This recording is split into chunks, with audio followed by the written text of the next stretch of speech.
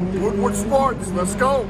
Woodward Sports, let's go. Woodward Sports, let's go.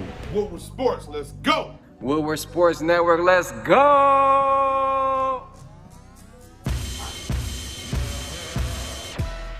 And a happy, rainy, cloudy Friday to you, but it doesn't matter because it's Jobby Nooner Day, baby, in Detroit.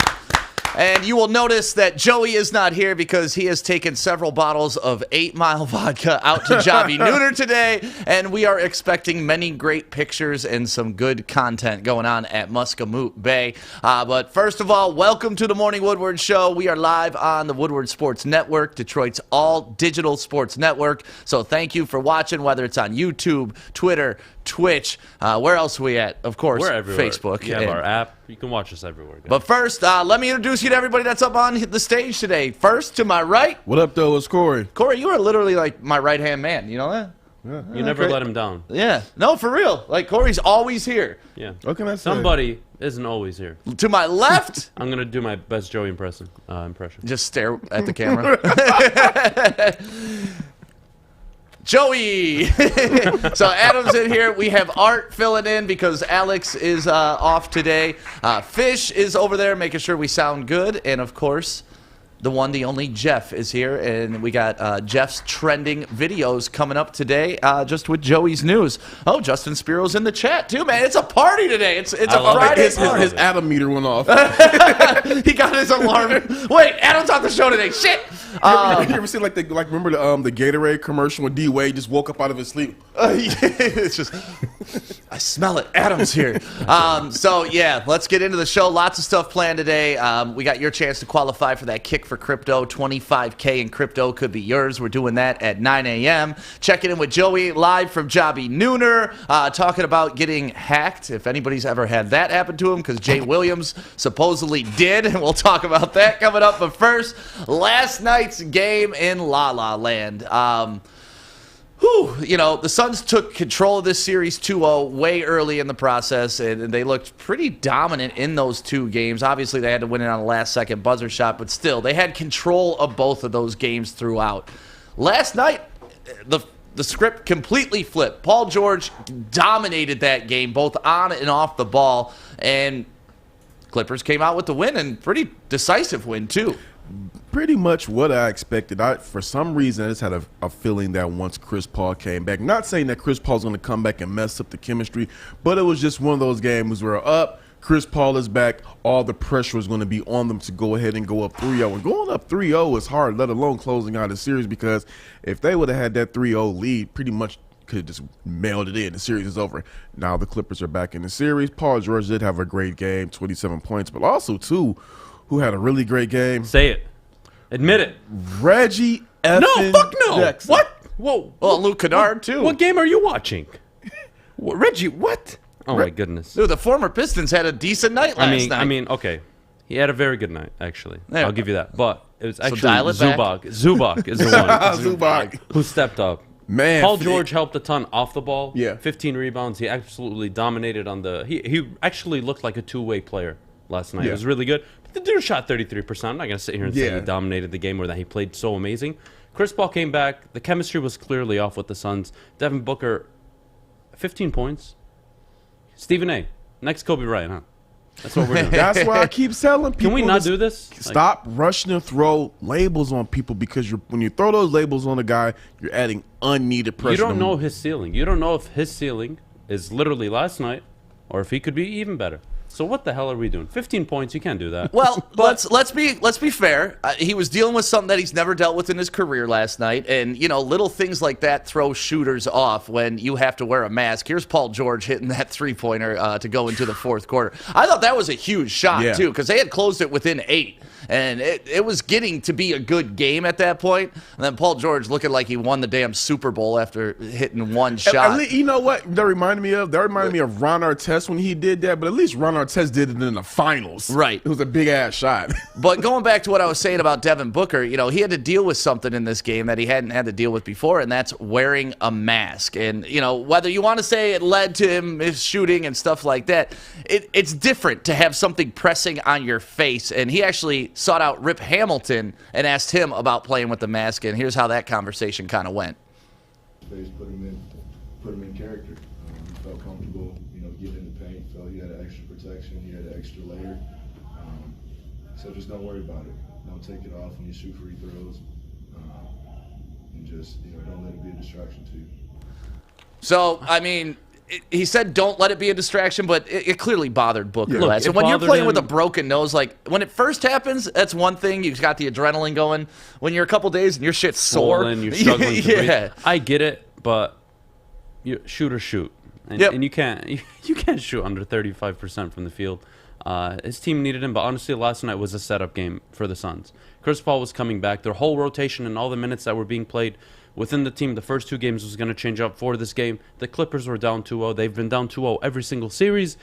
They were going to fight back. This was really a very easy game to call for the Clippers. Paul George, honestly, not bad playing without Kawhi Leonard. And honestly, it does help that the Clippers have the deepest roster in the NBA. Did CP3 coming back, you think, threw off the thing? Because they did look slower. And even the commentators were mentioning that. Like, the first two games, they were running up and down the court, pushing the tempo. And I didn't know if that was just a strategy because they were in L.A. and they wanted to try to slow it down and control the game, or if just CP3 was getting his feet back underneath him. I think it was him getting his feet back under him. I think it threw him out of whack. Also, too, with Cameron Payne not coming back, I think that threw them out of whack, too, with him having an ankle injury, only playing 4 minutes last night. So that hurt. That was a really big deal because he pushes the pace for their offense. He's like a firecracker off the bench, so they definitely miss him. Yeah. Well, it got a little contentious at some points, like Paul George and CP3 talking trash to each other, and this is what you want to see out of your Western Conference Finals. Like, these guys are fighting for a championship. Don't know what they're talking about here, but it's definitely not friendly. Well, I mean, if you look at history, anytime Paul George gets into a beef with somebody, they're always over the top disrespectful with him. Like, nobody respects Paul George in these situations. I don't know what it is, but... Is Paul George looking raggedy as hell to you, too, right now? I think he's got to pull that look off, though.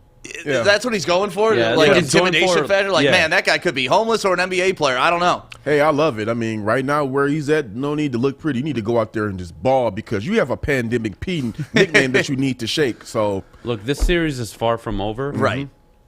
If Devin Booker is going to play like that the rest of the series, the Clippers should be the favorites. But having said that, if Chris Paul, once he gets his mojo going, he's not going to shoot 7 of 21 or 9 of 21 from the field. It's just not going to happen. He's going to find touch on his mid-range shot. He's going to start getting 20 and 15, 20 and 14, and the Suns are going to look like their normal selves. And honestly, DeAndre Ayton has been the most consistent player on the Suns this entire postseason. I like Ayton a lot. He is so good. 9 of 13. You got to get him more shots. He's so dominant. Nobody on the Clippers can stop him.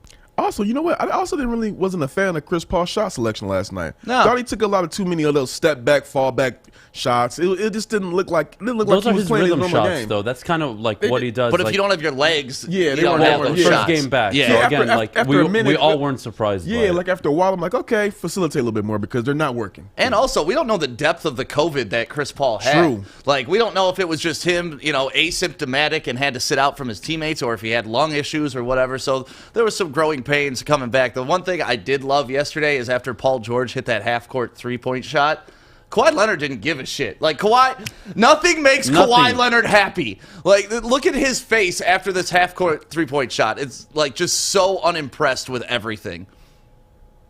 Thanks, Art.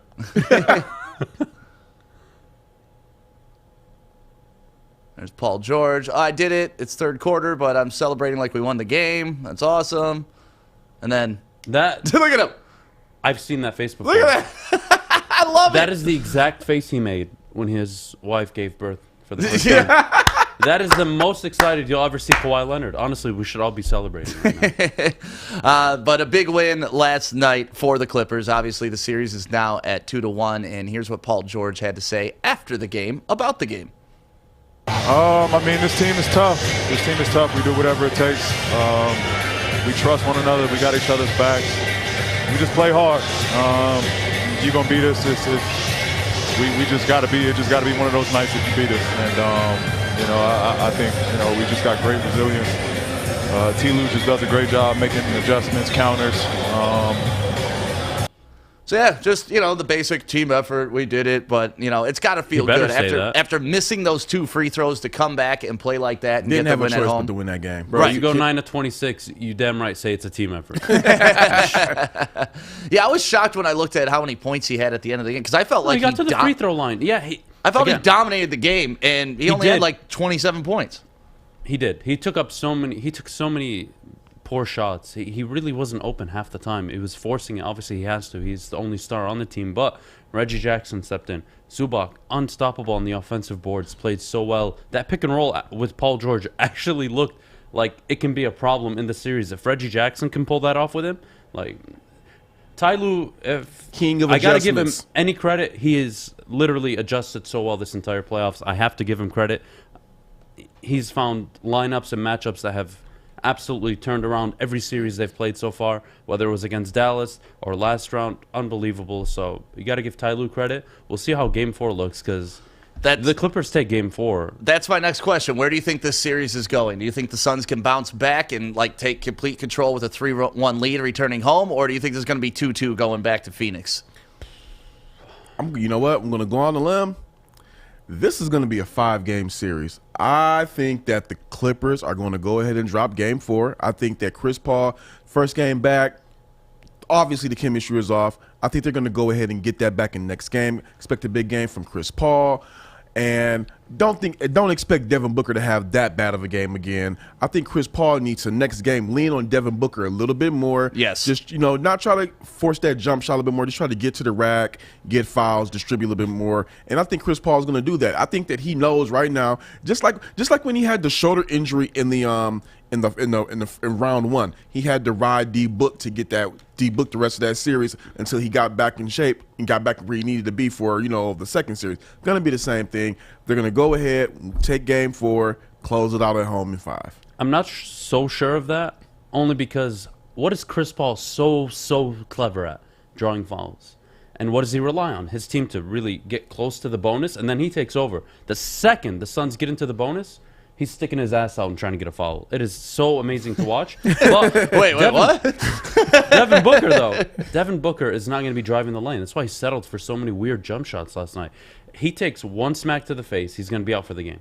He's not going to be able to drive the ball. So if your star 2 guard isn't going to be able to drive the lane, penetrate, dish out, or take contact and try to get to the free throw line, you're going to end up with 92 to 100 points for the rest of the series. This is going to be a more complicated series than I'd imagine, unless Devin Booker honestly just gets over his damn face and starts balling out. If the Clippers come back and win this series and go 3 series in a row down 0-2 and coming back to win, that's going to be one of the most incredible runs through the playoffs ever. Not incredible in a great way, but just incredible in a novel way. Just each game going down 0-2. Yeah, just all right, we're good enough to start 0-2 in each series and come back and win. Are they doing like a Floyd Mayweather type thing, filling So you the out the rope-a-dope. first couple of rounds, and just all right, let's see what you got, and then take over. It's playing with fire, but if it works, hey, It's a deep team.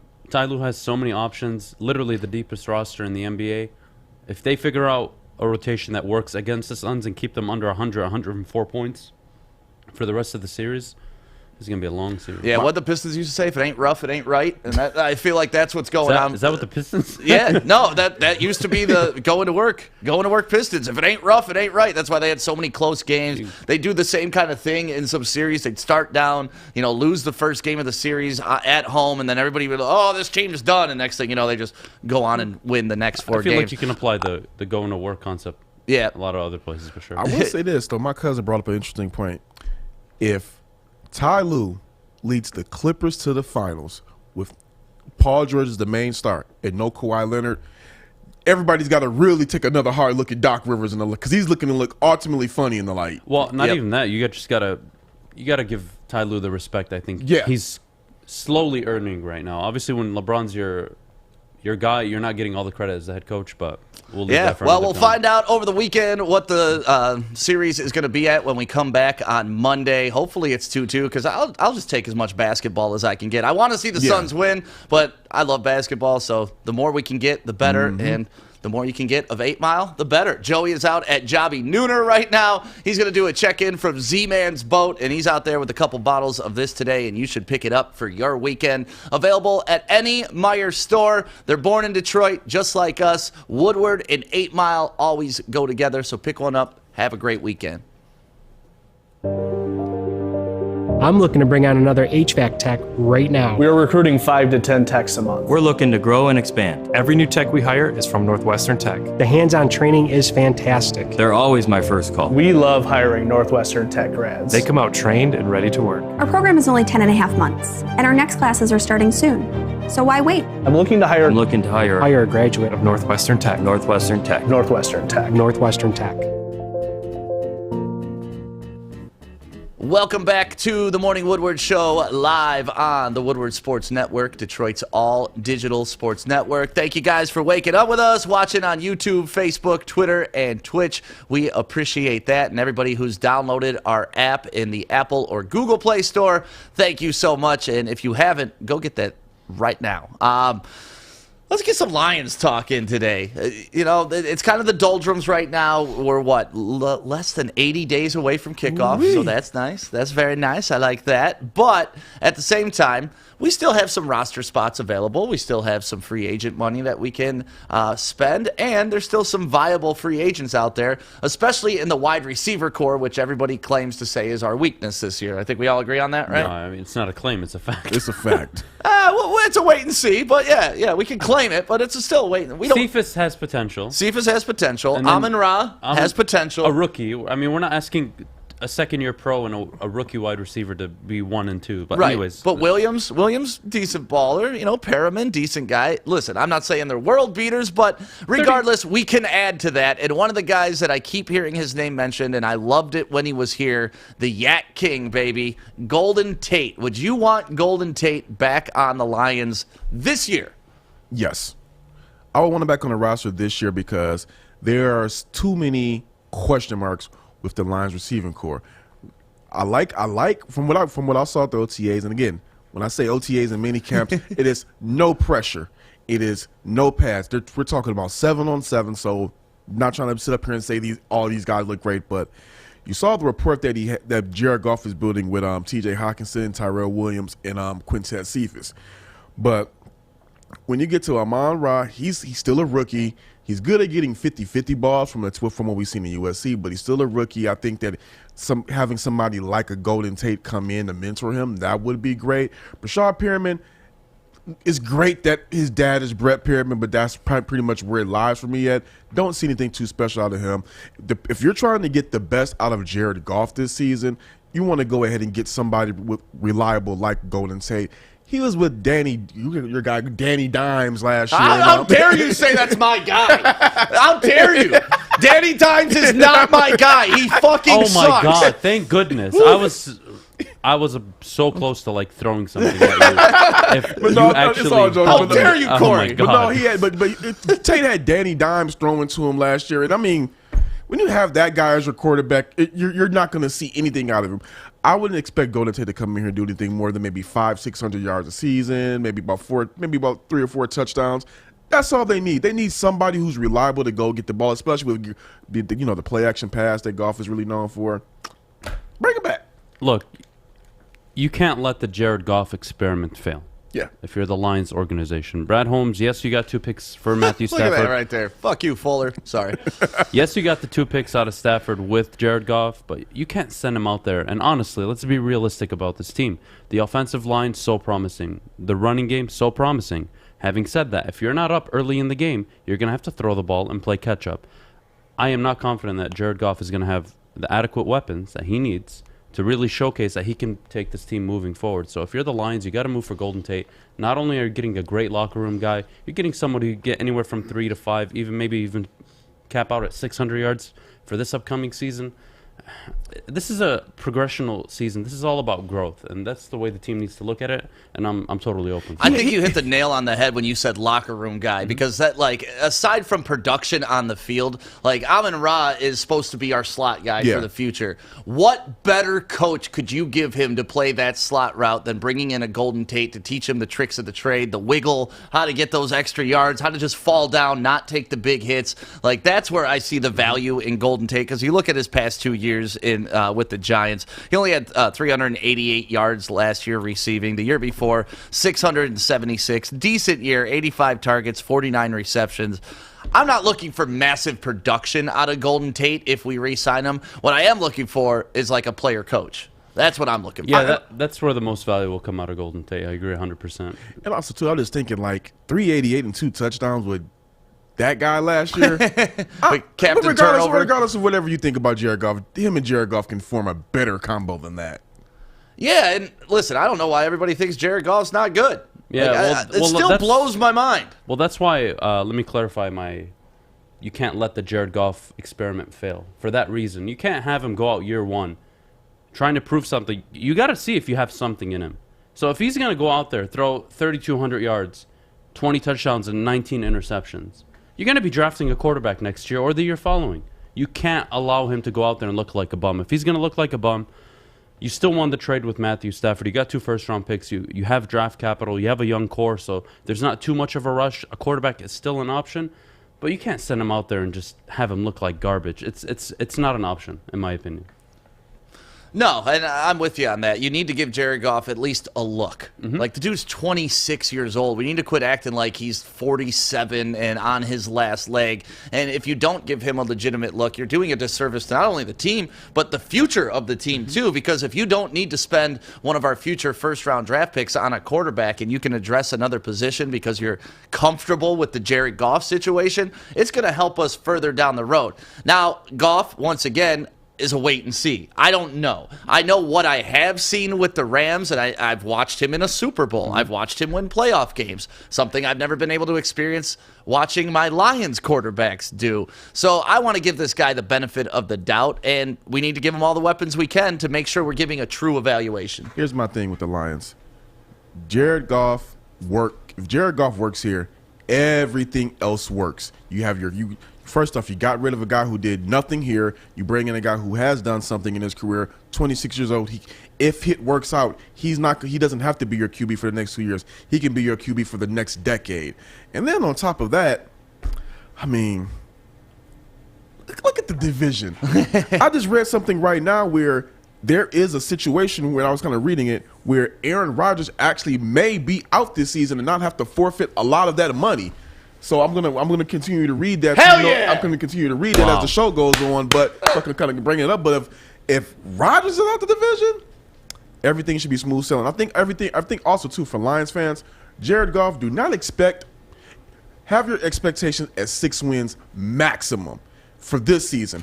After this season, go a little bit higher. But hopefully this guy is the guy because you get to just go ahead and build this whole thing out the way you need to. What's up, Art? I'm going to be honest with you. I'm having a little bit of PTSD because where Adam sits is this man known as Baligian who absolutely has... Who's absolutely right most of the time, actually. So. Well, when it comes to Jared Goff, it's just the hate for him is unreal. He says it's not hate, but it's hate. So here's my question. Goff does phenomenal this year, okay? Yep. Maybe we only get 6 wins, but his yards are crazy. He's throwing touchdowns. So he has a Stafford year. Right, so he has a Stafford year. Do we keep him? Do we keep things going? I mean, yes. Okay. The Lions are committed to for 2 years, right? Jared Goff, minimum 2 years. Right. And Baligian doesn't know what the hell he's talking about. Oh, God. I'm not getting in the middle We've been back of and forth on this. No. He keeps going back to Goff's a turnover machine. Stafford had more turnovers in his first 5 years in the league than Goff did. And Goff supposedly had a better team, right? So this is what I'm saying, like, you can call him a turnover machine, but what was that Stafford? Why didn't we throw Stafford out after his first 5 years because he had more turnovers? That type of logic doesn't make sense to me. Let me ask the table something, though. Say he does great after 2 years. What are the chances that we re-sign him and keep him, and would you be good with that? Depends 100%. What the team looks like. But yeah, if he's performing, he's not turning the ball over. He's not losing you games. I just feel like some people feel like, oh, we'll just, one day Stafford will come home, and it's like, no, we have to move on. No, please don't come home. Where's his house? No, go home. No, don't. Yeah, go to Georgia. Texas, Georgia, wherever. I don't give a shit. Yeah. Well, I know I brought this up, and I know it doesn't have much to do with this, but just want to bring this up real quick. If by July 2nd, Aaron Rodgers decides to not play the 2021 season, first off, that decision, he can't reverse it, but he'll keep $20.3 million. No, so he's gonna get $20.3 million not to play by next Friday. He would have had to forfeit. Corey, correct me if I'm wrong. $35 million, right? That was the number if he decided to walk away now. Yeah. So if he sits out, theoretically, he only has to pay back $15 million of that signing bonus. Aaron Rodgers, I will throw in a couple bottles of 8 Mile if you don't play. That's all we can offer him. Yeah, that's all I got. But come on, please, just quit. Just quit. Look, with Jared Goff, look, he's not Trent Dilfer. He's not even Joe Flacco. The guy didn't get carried to a Super Bowl and only make like 2 throws a game for his team. Come on. The guy, in his peak, if you want to call it, if he peaked yet, right, was a very good quarterback in the NFL. He was in the MVP conversation. He went toe-to-toe with Patrick Mahomes in one of the greatest Monday Night Football games we've ever seen. Let's not discredit the guy. Having said all that, he's coming into a bad team that hopefully is on the up. Offensive line looks really good. Running game's going to look good. No wide receiver, so we're not going to judge him too hard. But you know what, Lions fans, you know what you need to look for in Jared Goff this season? You need to see him make efficient third down throws, correct decisions. How many interceptions did Matthew Stafford throw just last season? Where you're like, what are you looking at? Who are you throwing to? Remember against the Titans? He literally looked at a linebacker. Threw it right at him. That's I need to look at this camera. Listen, that's the linebacker.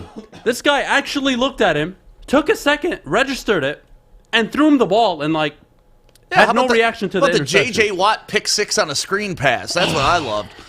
What's up, Fish? You had your hand up? That's nothing. I didn't really have my hand up. I did have my hand up. I was going to ask Sir Arthur the Great, where can people watch Mr. Sean Baligian? Go back.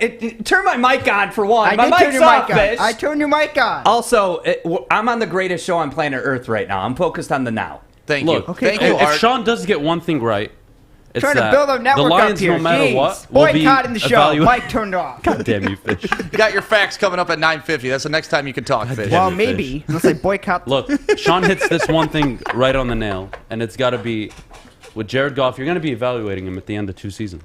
So whether or not you're going to draft a quarterback, that'll all vary on the next literally 34 games that Jared Goff plays, if he plays all 34 games. Right. So you're going to know if you have your guy or not. Probably by Thanksgiving this year, you'll know if he's going to progress and you can work with him. Maybe it'll bleed into September, October of next season. We'll see. But having said that, the quarterback class this upcoming is okay.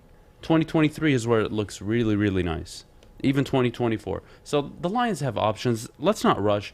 This guy is your quarterback for the next 2 years. Deal with it. Embrace it. Watch the team be absolute garbage this year. And hopefully they start to do this. And they look really good. And they progress on defense. And their run game looks good. And their schemes look right. And the coaches are making adequate decisions. Not just sitting there on the sideline like, well, shit. What do we do now? Yeah, so everybody calm down. Let the essence of Jared Goff wash over you and understand he's going to be here. Not that much, guys. No. Let the essence, Adam, the essence. No. I don't want any other You want his essence all over your face. Whoa. Listen, Goff's our guy. He's our guy. You put on that Lions uniform, you're my guy. Just like I didn't love Stafford, but when he had that Lions uniform on, I rooted for him every single Sunday to be great. Kory brought up a point, and I want to ask Stick and Kory this question. Aaron Rodgers, let's say, doesn't play this season. Let's be real. I'm celebrating. Let's be real. No, forget Once that. that's announced, we're popping champagne in the studio, by the way. Forget the celebrations. No. Jared Goff, you can have the debate. And if you want to tell me Kirk Cousins is better than Jared Goff, come to the studio or come to my house and we can really talk about it. Dominic Ray all over here. Jared Goff becomes the best quarterback in the division. Number 2 is going to be Justin Fields based on potential. And then you're going to get Kirk Cousins and then like a ceiling of crap. And then you got Jordan Love. And then another ceiling of crap. And then like some layer of dirt. And then you have everybody's favorite, not Alex Smith, I'm sorry, Ryan. What? God, who am I missing Andy right Dalton? Now? Andy Dalton. God. Ugh. I was going to say Redhead, and then Ryan came out. Redhead. Yeah. Yeah, no, Andy Dalton's forgettable. You're forgiven. It's okay. Don't worry about it. So yeah, Golden Tate, I would love to have him on the squad. Just to kind of put a bow on this, just to coach, just to get Amon-Ra up to date. More Cephas. We need a couple of those veteran guys that have proven it in the league to show these young guys the way. So we will see what happens if Golden Tate signs. I know we got that extra room. Let's get him, Lions. Let's go. Let's bring him home. The Yak King. Let's bring him here. And the king of all outdoor equipment, Coast. I know, Adam. Watch out. I got the machete out today. I knew Adam was going to be on the set, so I have to protect myself at all costs. What, Art? Does this knife scare you? Yeah, I don't like that you have a knife. Yeah. You walk around, literally, you walk around all day, and you pull your Coast knife out, and you just fake stab people all day. Yeah, Fish, what's worse, him doing that or me fake shanking you? Probably that, but he's getting ready for a trip to Japan. That's right. We're going to go watch some sumo in Japan, so he's just prepared. Me and Fish are going to Japan. You guys didn't know? You pull that knife out in Japan, you're not coming back. I don't think I can get this through customs, but it's a good thing. I hope not. You can just buy it today. Then, Adam, I will be scared if he gets the knife through customs. Go to coastportland.com, enter promo code WSN20 to get 20% off. They got big knives, they got little knives, they got headlamps, they got protection glasses, all types of stuff you need for your outdoor adventures. And we got to talk a little bit about our outdoor adventure coming up later on in the show. When we went up to Petoskey, we're doing the recap show on Sunday, but we got a little teaser coming up too right here on the Woodward Sports Network. Well, when we come back, we're doing Joey's News without Joey. Let's see how this goes.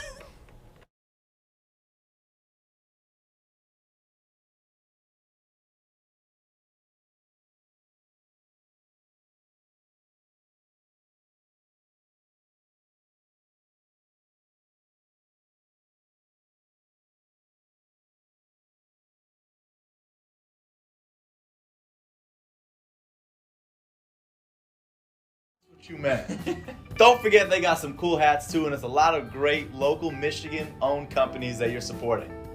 And don't forget, all under $3. You're such a loser. But for real, take advantage. 15% off if you come in here. Tell Kevin that Woodward Sports sent you. Or stop. Welcome back to the Morning Woodward Show, live on the Woodward Sports Network. It's time for Joey's News. You ready to hit it, Art? Yeah, let me zoom out so you can see everyone's pretty faces. Hi, everybody. Let's hit the intro. All right, here we go. Good morning, everyone. Extra, extra, read all about it. Let's get into Joey's News. Let's go. All right, lots of stuff happening around the world last night, and here are some of the biggest news stories that are going on. The Canadians are moving on in the Stanley Cup playoffs. Can we go to Fish Cam real quick? Fish, how excited were you last night? Are you excited for the Canadians, or are you excited for Sean Baligian? Both. Okay. I'm excited for Canada. They're going to get a Stanley Cup champion, and I get to rip it in Maz's face because he was pissed that they... Wait, you're not happy for me? Did you not read the text last night? I did. No, I did. So I'm fuck happy me. for you. Whatever, Fish. I actually forgot about your bet, but I saw it. I'm happy for you, Adam. I'm happy for you. I actually forgot you even bet $1,000. I did see it, though. I didn't bet $1,000. You didn't see it. I bet $2,000, $2,000, and I won $2,300. But whatever. What's that? The show right, maybe.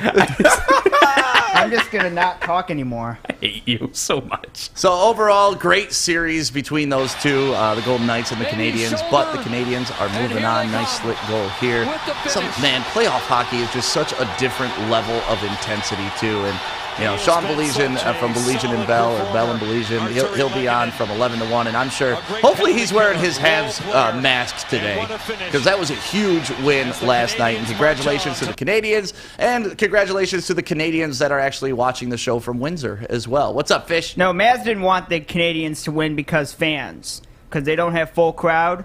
So that's why he didn't want the Canadians to win. Wow. All right. Well, they did. And by the way, Habsman and Sean are two different people. Did you not get that through your skull yet? I did not, because I'm smart.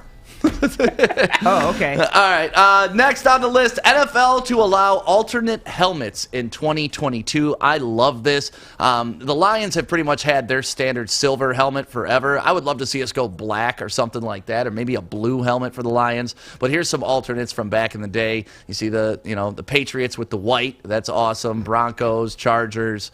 If you want to be different with the Lions helmet scheme, you actually have to alternate it. You have to inverse it. So the helmet has to be blue and the actual line needs to be white. Silver or white? You could probably pull that off with the silver outlining. Black is difficult because black is so dominant on a helmet. And we have a really like a Honolulu blue. It's yeah, very but I difficult. love that matte black look. Matte with the black Honolulu could work. blue. If it's matte black, it'll work. If it's just like table black, it's not gonna work. Kory hating on it. I One of the best I times love of my black. life. I love the black idea. I really do. But like I wrote on Woodward Sports, before the Lions get into those alternate helmets, they need to change the whole scheme. I know. And Chad got on me. He said they did change the logo a couple years ago. Yeah, they tweaked it. They need to throw the whole damn logo away, throw the whole damn Honolulu blue away, and then we can go ahead and start What do you talking about think, alternate Simba? color. Really? Simba's the new logo? Hey, It's got to be Dan Campbell. Or we got to go to Rafiki. We got a baboon. We're the just go Detroit back, Baboons. or go back to the old school logo. I love the 2 bar Yeah, the logo. 2 bar. Yeah. That's better than this. Well, honestly, we cowardly deserve lion. 2 bars with an L. No, don't put the L in the put the L. background. Don't put the L. No, I'm not saying like that what we hat. deserve, not what we should do. No. Big difference. No, I ain't buying that. But hopefully the Lions will take advantage of this. I mean, we've talked about it for a while. Like, uniforms kind of create your attitude sometimes. And, you saw it with Tampa Bay. When they were creamsicle orange, they were getting trounced Bucko by Bruce. everybody. Now that Bucko they're Bruce. pewter, they're doing a lot better. They Warren Sapp brought in the pewter and the red, and they did a lot better. So hopefully the Lions take advantage of that, and we can change up our helmet color and just for some fun, add a little attitude. Tigers lose to the Astros last night, 12-3. Absolute beatdown. AJ Hinch, former manager of the Astros, does not love that. But, we went to Houston and swept them earlier in the season, so they had to come here and get some. Yeah, the first 3 games of the season, the Tigers whooped ass. They looked like playoff contenders, and everybody was on cloud 9. They proceeded to lose 19 straight games, something like that. I don't remember. And the Astros avenged. Honestly, Astros have been one of the hottest teams, and Altuve, I think, has 11 home runs this month. It's ridiculous. Little Altuve. I love Altuve. I know Maz absolutely despises him. Maz hates everybody. He hates everybody that's great. For some reason. If they suck, he's like, except Jeter. He loves Jeter, and Jeter was great. Kalamazoo boy, so you got to show respect to Jeter. But because he really hates Altuve because of the cheating scandal, and he thinks Altuve had like a microphone or something in his jersey, and that's why he was covering it up when he was going across That's home correct, plate. Stick. Listen. Right, but Altuve said that because that happened to him earlier in the season where he hit a walk-off and his teammates ripped his shirt off and stuff like that. His thing was, my wife gets mad when they do that to me. I don't care what Altuve says. It's incorrect. What's that? He's wrong. He's wrong? He's lying. Altuve's lying? Yes. That happened to him earlier in the season, though. That's not a lie, correct? Sure. Okay. Well, I'm going to go based on facts and evidence, and the facts are there was no device ever found, so it didn't happen. Hey, and I'm going to go on facts and evidence and say I don't believe shit Maz says because he believes OJ should be free. Yep. Why are we listening to a guy who thinks Brady sucks? You must have quit. Yeah, the guy who writes a book, If I Would Have Killed My Wife. If I did If I did it. Before I get canceled, I will say he is an entertaining Twitter follow when he talks about breaking down the games and stuff. Oh, yeah, you should get canceled He's for still that. a murderer! We should get him up Ray here. Lewis, but we love him on Sunday Night Football. We should have him up here with Joy Breaking down film. Yo, he would keep Joik in line, and so would Ray Lewis, because Roy Lewis will stab Just hide the a machete. I was going to say, we just have to keep this away from OJ. Like, sorry, OJ. And Ray Lewis. Can't have knives around OJ. Like, we're just hiding. Did Ray Lewis stab a motherfucker? Am I wrong? No, he had someone shot. Him and Ray Caruth had someone shot, right? Well, Ray Caruth had his Fiance. Ray Caruth had his this mother of his child shot. Child survived. Just graduated high school, actually. Hey, congrats, Scott Stotts. Scott Stotts. You survived a shooting. Congratulations. All right, Jason Kidd to become the Dallas Mavericks head coach. Obviously, Jason Kidd played for the Mavericks, also played for the Nets, where I learned to hate him very much. But, he's been an assistant coach in the league for a while. Obviously, Rick Carlisle stepping down, so good spot for him to land. I think it's a comfy spot. He's got a good relationship with Mark Cuban, and whatever. It's a good hire. It is a good hire. Jason Kidd, during his time as a head coach, was a competent head coach. I would say he's above average. Can he be great? We'll see. He has a superstar at his point guard position, so that's a hell of a thing to build around. Yeah, yeah. And who better from Luka to learn from than Jason Kidd? Mm-hmm. Jason Kidd is a triple-double king, play the point guard at a composed pace. And Luka needs to do that because he's been ticking off some of his teammates by his high usage and And let's not forget, Jason Kidd led the Nets to back-to-back finals. Granted, they lost both of them, but he showed he could carry and dog his team to the finals back in the day. And the last story for Joey's news, the Cubs combined to no-hit a win with 4-0. Combined no-hitters are cool. I don't. But they're still combined no-hitters. They should count. Weird because you perceive the perfect game in the no-hitter with a pitcher. Right, so it's always weird to break down a no-hitter that's combined and be like, well, I don't know. I can't register the same as a 9-inning pitch no-hitter or perfect game. Right, it's no longer like a personal accomplishment, It's a team accomplishment, but I think it's more. I think when it's a combined no-hitter, it looks more poorly on the other team than it does good for good for the one guy who threw 9 innings. We took off the guy that you couldn't hit on, right? And we brought in some dude that probably gives up 2 hits every time he comes out. And you still couldn't hit. And you still couldn't hit. Right. So, obviously, it's fun. Anytime you can have a combined no-hitter, you really want the one guy to do it, but either way. Jeff is here, and it is time for What's Trending with Jeff. What do you got for us today, man? All right. Today, we have NBA Combine.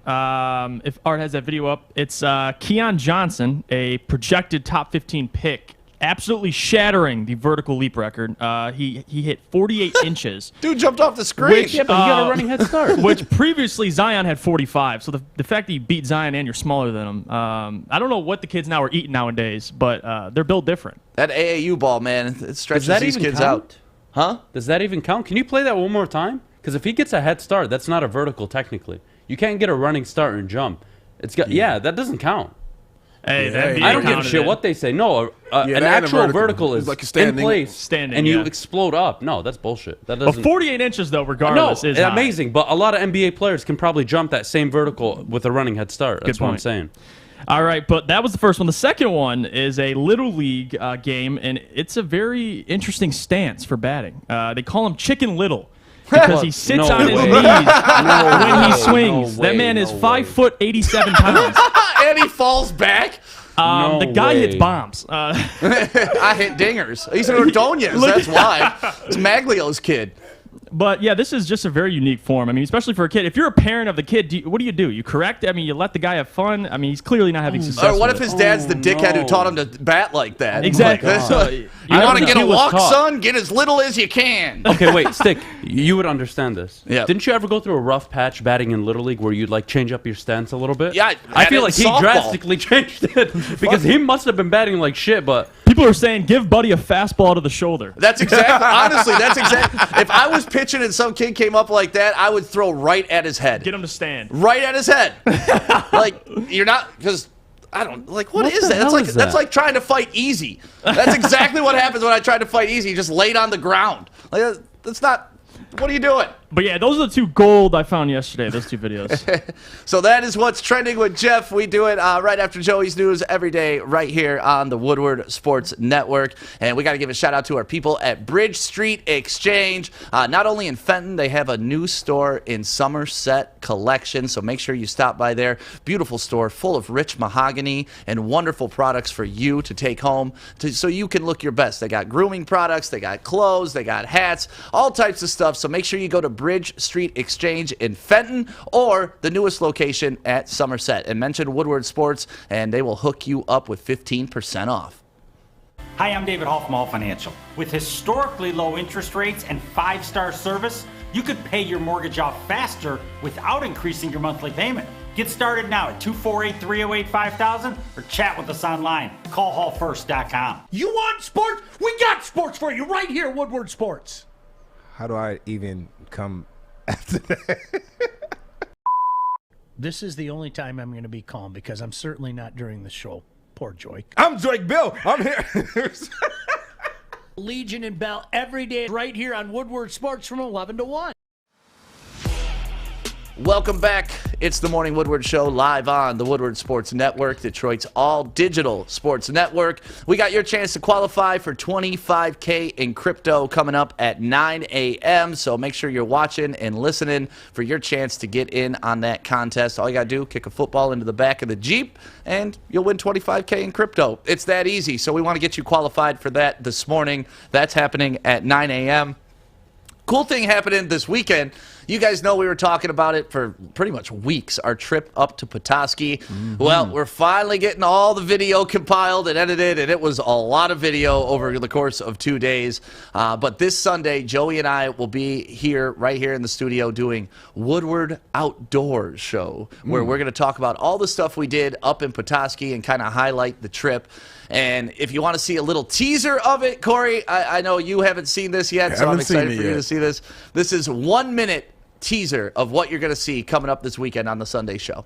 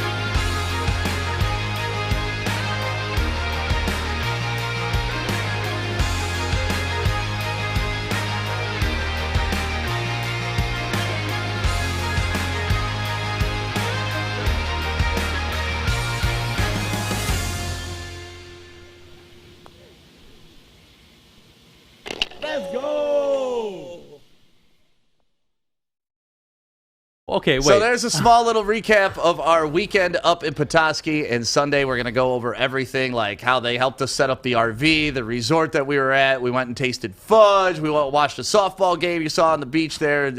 We were skipping stones. And I got to talk to Justin if he's going to put my proposal to Joey in there. Did you guys hear about what happened at the beach? Yep, I heard Stick got on one knee, and everybody absolutely went crazy for them. So, like, it's sunset, right? We wanted to go check out the sunset in Petoskey. We're on the lake. It's beautiful. You have all these rocks around you. And I'm just joking around, right? And, you know, I get on one knee, and I turn to Joey, and I'm like, Joey, will you marry me? And, you know, Justin's there with his camera recording everything. Kory's there taking pictures. Oh, no. So everybody watching the sunset thought this was a real proposal. We got an ovation. We got a "that's the cutest thing I've ever Equality! seen." Yeah, hell yeah! It was one of the funniest moments that I've ever I think I have a experienced. clip on my phone. It was so funny, man. I proposed to Joey. He said yes, and we're going to be married happily ever after. But no. Clap it up for Stick and Joey, everybody. Hang on, time out, though. Adam, you look a little jealous. I'm not jealous. Are you sure? I was told the It's story. okay, Habibi. No, I was told a story that you guys went to a putting surface and you tried so hard to make this incredibly hard putt, and Joey made it on the second try. Yep. Is that true? Yep. And then I watched this video at the end, and that was like, what, 12 feet? Yeah. It was nothing. Okay. That was the difficult putt and challenge that you get. It's harder than you think, No, man. it's not. Look at all the debris that's on. Adam, you're an actual golfer, though. Stick and Joey, you're not actual Adam's not a golfers. golfer. So. Oh. I can outdrive Adam. Oh, I don't think so. We'll have a long drive competition. I'm down. But no, it's going to be an awesome recap of it. So this weekend, Sunday, we're going to do that show probably about 10 a.m. right here on the Woodward Sports Network. You'll get highlights from the entire weekend. Kory's going to be in the video. As you saw kicking off the video, the most wonderful pup in all the land, Woodward the pup, is going to be there. And we have a whole segment about the people and dogs that Woodward met along the weekend. It's going to be amazing. No, I don't think anybody understands. We didn't matter that whole weekend. Woodward the pup was the star everywhere. We went to places that other people had dogs, and everybody like, oh, fuck that dog. Hey, Woodward, what is that? Right, what is that? And that's what I had to answer constantly. Like, I just got to put a mark on him that's like, he's a pit bull corgi. He's about 2 years old. No, just buy him a rescue gold chain and have it written out. Yeah. There you go. Like No, Flavor the funniest Flav. thing was we were at the resort, and the kid was like, what is that? And Stick was like, it's a pit bull and a corgi. I've never heard of that combo before. Right. And then by the end of it, I'm walking him around the resort, and someone's like, is that pit bull corgi that everybody's talking about? And I'm like, yeah. Oh, that's my awesome. boy. That's awesome. And then he got us right in with that bachelorette party, which, Kory got pushed up on, which was fun. And then Yeah, at the got beach, taken advantage of. when we met those chicks at the beach, that was all Woody. They're just like, can we pet your dog? We're like, yeah. Which one? Hey-o. Hi-oh.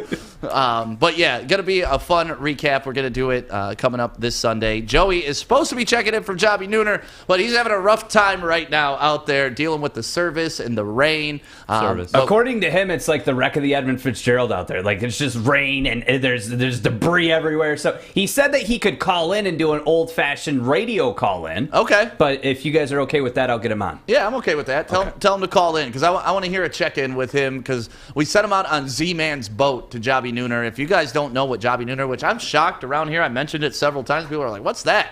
It's like the biggest boat party in Michigan. It goes on every year, the first Friday, the first full Friday of summer. Jobbie Nooner takes place on Muscatine Bay, and it is an absolute crazy Your fest. girl is there, man. Just don't even call her. Yeah, if your girl's there, she ain't your girl. She everybody's girl. She community property now. Jesus. Just wanted to let you know. Don't send your girl out there solo, because it's just a bunch of dogs. He ain't lying. So yeah, Joey said he could do a phone call. We'll get him on in that. Adam, you ready for your bets, man? Hell yeah, we're gonna do it right now. Let's do it. Let's get into Adam's bets. Goodness. You had a good day yesterday, right? Oh man. All right. So I've been making $1,000 bets all week. Monday, Tuesday, and Wednesday, I made 3 $1,000 bets. I hit all 3. Feeling good. Yesterday, I didn't make a $1,000 bet. I made a $2,000 bet because I was feeling myself. Feeling myself. I had the Habs on the money line, and I can't believe it. Like, not only did it hit, I took $2,000, made it $2,300. We're up almost $7,000 this week. Having a great week on these individual bets. That's crazy. 2-1 last night. To recap, we had the push in the Canadians and the Vegas Golden Tate game, actually. So that one was just voided off the ticket.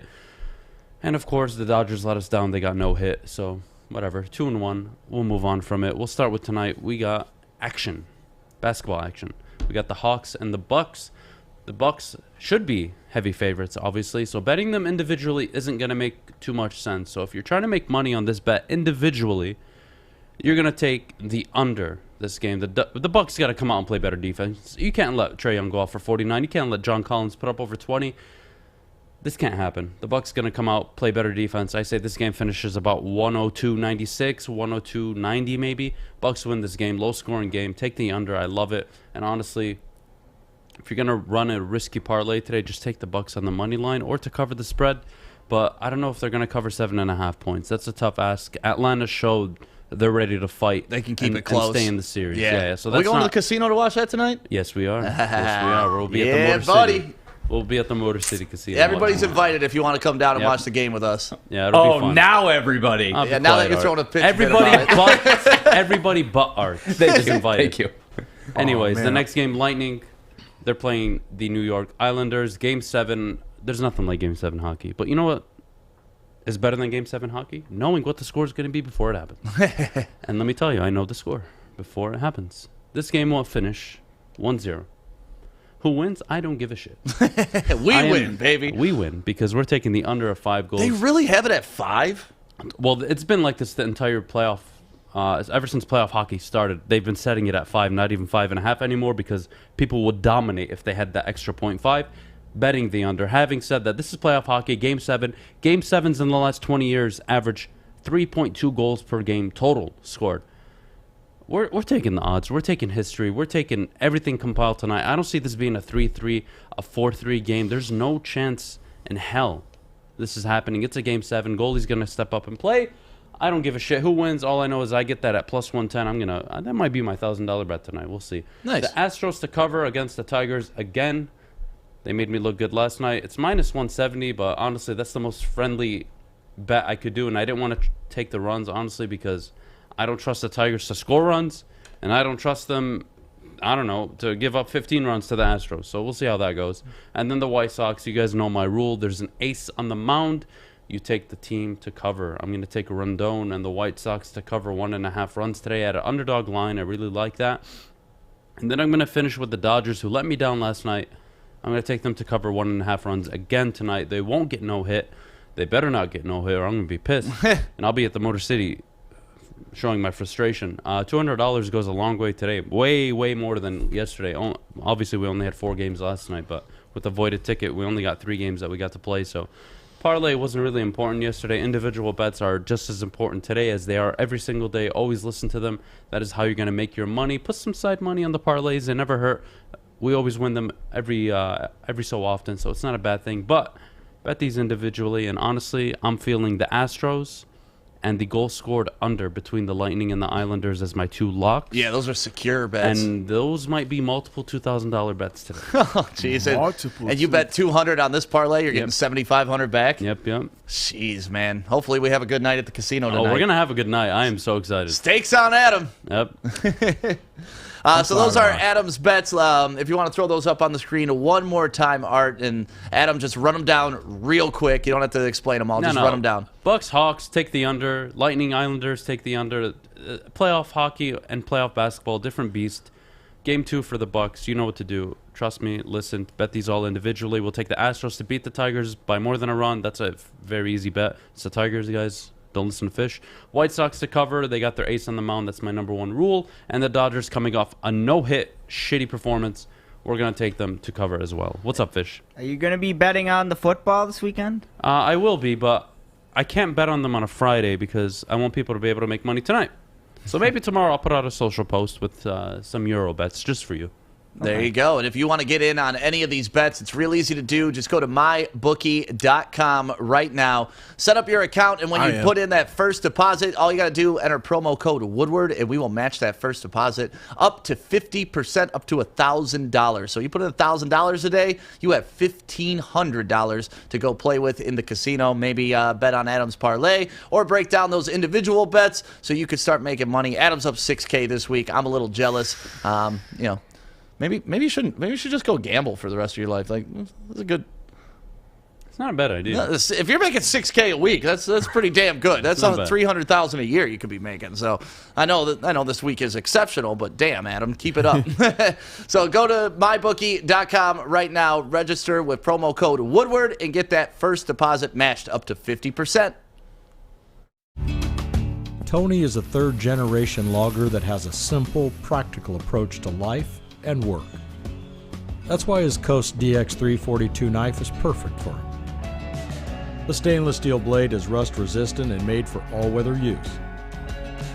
And the double roll-lock safety ensures that it will never inadvertently close when he doesn't want it to. That's why Coast is trusted tough.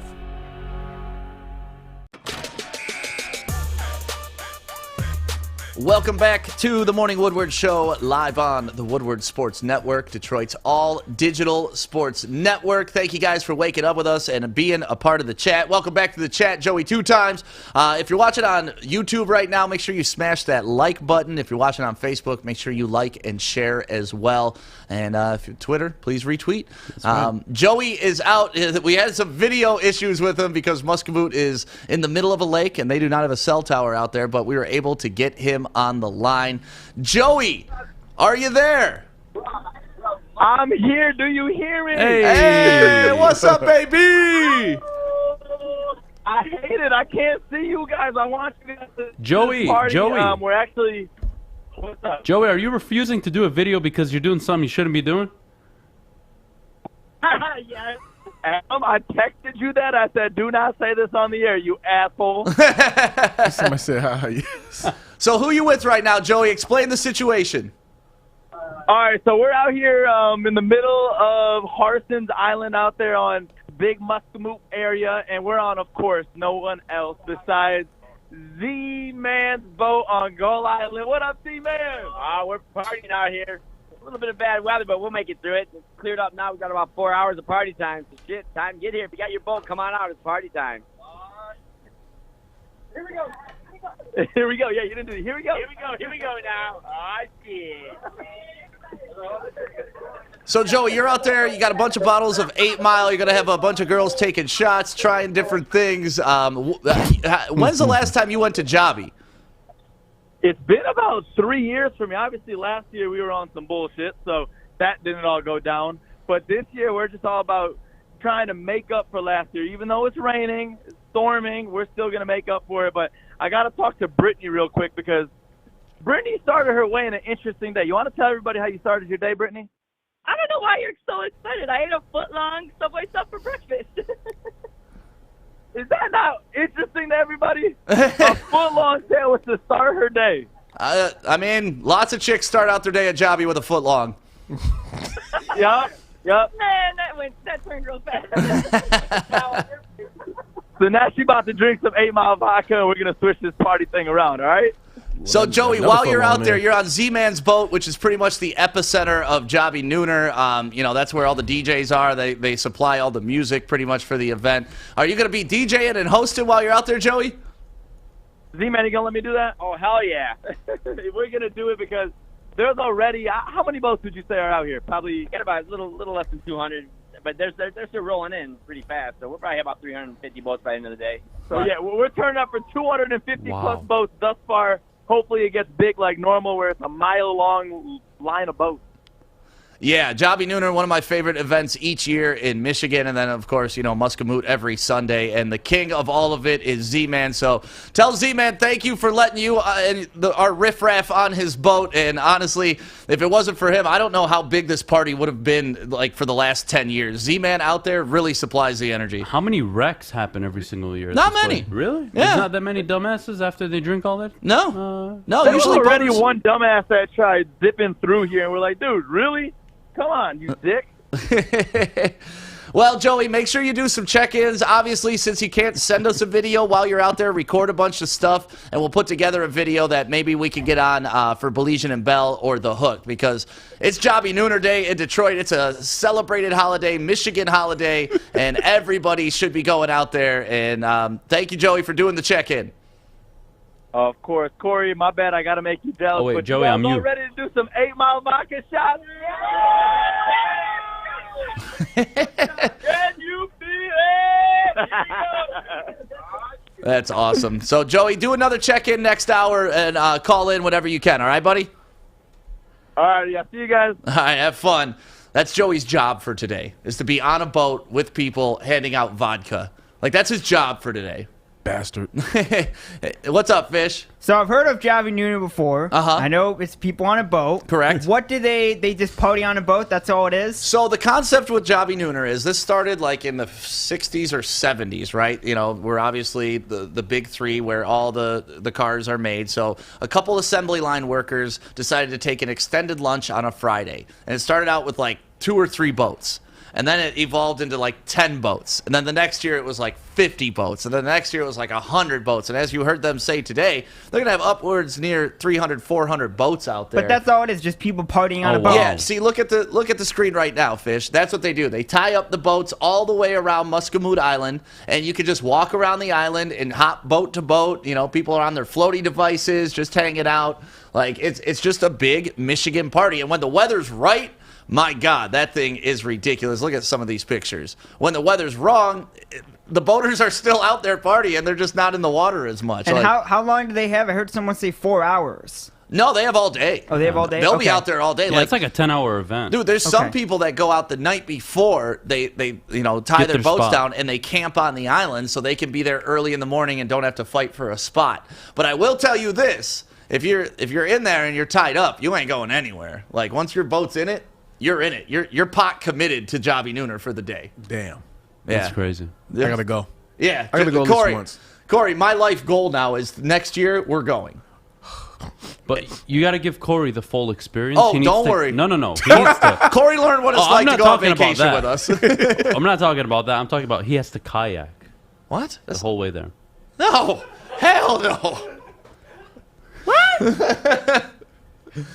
I ain't agreeing with that one. There is Right. always that one rip dude in his kayak Yeah. out there, though, like going boat to boat, like, hi, ladies, hi. But no, Look at Jobbie me. Nooner. I can't take you with me. Right, sorry, this is a one-seater. But Jobbie Nooner, such a great event. If you've ever been, please comment right now some of your memories or some of the things. There's lots of people that absolutely hate it. Like, it's a cesspool. That's just piss water. You're walking around, and it's like, yeah. Well, Wonder what they'll call it after COVID. last year's party was pretty good, even during COVID. What's up, Fish?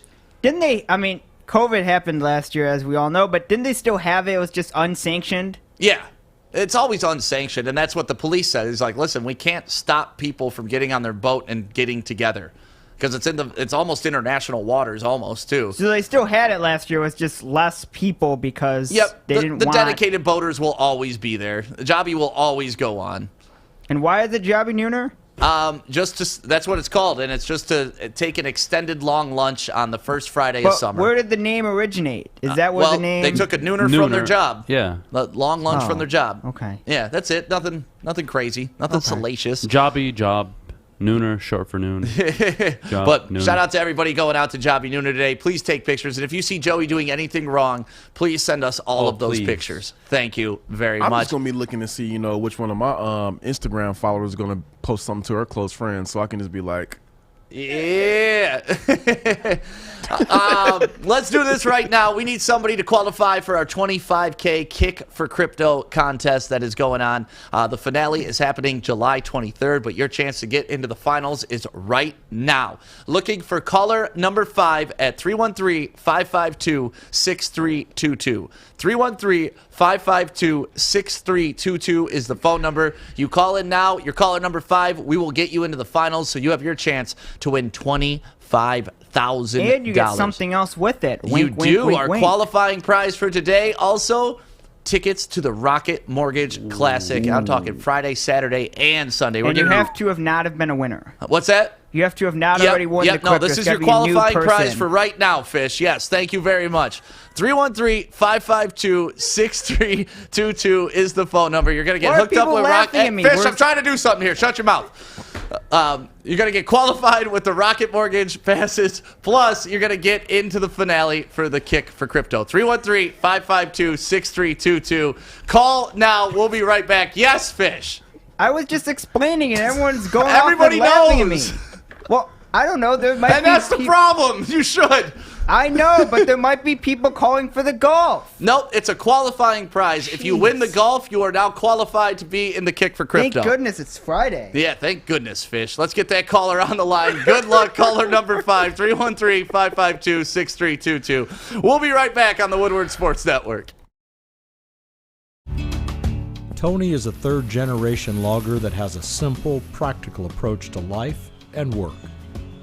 That's why his Coast DX342 knife is perfect for him.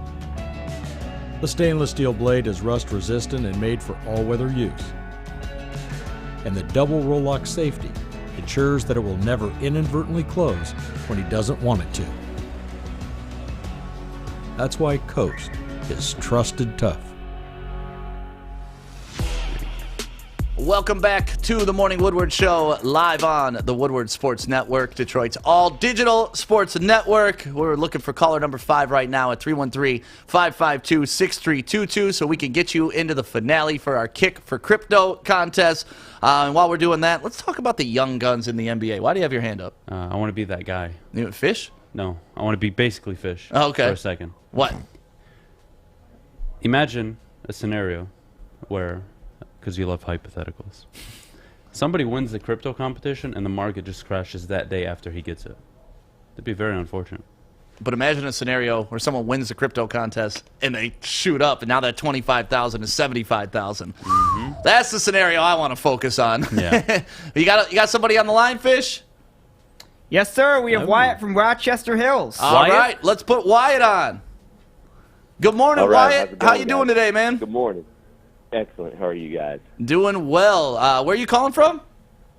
Rochester Hills. Oh, nice. All right. Well, you already got money, man. You don't need 25K. Always need more, you know what I mean? That's the attitude, man, right there. Well, congratulations, man. You are now in the finals for our 25K Kick for Crypto. Plus, we're going to hook you up with some Rocket Mortgage Classic tickets for next weekend, all right? Awesome. Thank you so much. How good are you at kicking a football? Let's see. I think when I was drunk, I hit a 25-yarder. There we go. Okay. Well, maybe you'll have to be drunk for the finals. We can hook you up with some 8 Mile before you kick. Mm-hmm. And next thing you know, you're winning 25K drunk. What's better? think that should be a standard rule. That everybody has to be Everybody drunk. has to take 2 shots. Damn. Oh, I'm all punting. for it. I'm all for it. Oh, that's awesome. Well, congratulations, Wyatt. And before I let you go, can I get a Woodward Sports Let's Go? Woodward Sports, let's go! Thank you, Wyatt. Fish is going to get all your info, and we'll be in contact with everything from where you got to be for the finals. Plus, we'll email you your tickets for the Rocket Mortgage Classic. Wyatt, if Fish does ask you for your social, don't give it to him. Yes. He might be pulling a Ponzi scheme we don't know yet. He is the brains behind this whole operation. Awesome. Congrats, Wyatt. All right. Hey, thanks, guys. Have a good weekend. You're welcome, man. You too. Dude, I can't believe it's supposed to rain for like the next 47 days here in Michigan. Did you see that tweet I put out this morning on Woodward Sports? No, honestly, I was in nothing but rain. I was in a good mood before you tweeted that. Oh, my God. Nothing but rain. Let's talk about this. The young guns in the NBA. When Terry Foster was in here yesterday, right when we got off the show, he's like, you know what? I got a good question for you guys. I want to hear what you say about this. Of the guys under 25 years old that are taking over the NBA right now, which would you rather have? Luka, Trey, Donovan Mitchell, or Devin Booker? It's such a hard one. It is. I was looking forward to this the whole time, ever since I saw it on the sheet. I'll start. It's very difficult because right now what you're seeing out of Trae Young, you don't know if it's his ceiling. And if it gets better than this, holy shit. Having said that, I gotta take Luka. And I got to take Luka because he hasn't had the right pieces put around him yet. When you have Kristaps Porzingis, Bumzingis, Darko as 2.0, your number 2 and Tim Hardaway as your number 2 rotating, like you're not going to go far. Luka can do it all. He can not all. He's got to be a better defender. That is the one thing he really needs to step up on. But out of the 3, he has the size. Out of all 4 of them, honestly, he has the size. He can shoot the ball. He's got to get a little better at the 3-point line. But you know what? He shoots out of only Trae Young shoots a better percentage from the free throw line. Luka just has that untapped potential that you don't know how far it can go. I'm watching Trae Young right now. I don't know if this is his peak or not. Like, is this what I'm getting? I'm getting 30 and 12, and he's my guy, and he needs to be a pick and roll man. Like, what happens if I put a 2-guard around Trae Young? Does that change the way he plays? Does he become a better or a worse player? You get this shimmy, though. I don't know. And to be honest, like, I know he hits that 3-point shot, but he's been a horrible 3-point shooter, not only this season, but especially in the playoffs. He is under 30% from the 3-point line. Yeah, but he used to take those crazy-ass half-court shots. I know, but now he's kind of dialed that back. Yeah, but in that game, 3 of 13, he took 13 3-pointers he probably shouldn't have taken. His floater was money. His mid-range was money that game. Again, just from a tool set standpoint, Luka gives me it all, but it's so hard picking between him and Trae Young right now because Trae Young is not only balling, he's carrying his team. Luka had a 2-0 lead against the Clippers. Granted, they had Kawhi and Paul George, and he had that bum who was complaining that he doesn't feel respected. He shouldn't be. Shit. But it's a tough one. I got to go Luka, but it's really close with him and Trae. What about you, Kory? Who you got? I was flipping back and forth with this, even up to the point of this question. Like, damn, who do I like? So I'm gonna go process of elimination. First off, the last 2 guys for me, hate to say it. First off, not putting Mitchell in this equation. Great player, but just not somebody I would want to build around right now. I'm actually gonna put Trae Young at the bottom of this conversation. At the bottom? Not at the bottom, like third. Like in well, I mean, there's only 4, so I'll put him third. He's in the lower half. All right. Lower half. Are you taking him over Mitchell? Trae? Yeah. Yes. Okay, good. Yeah, I'm taking him over Mitchell. Okay, the D book. I want to hear your explanation. I'm probably gonna not mind it. I don't mind it. So go ahead. For me, I'm gonna actually go for this one. I'm gonna go D book for the guy I'm taking, number 1. I'm gonna take Luka second.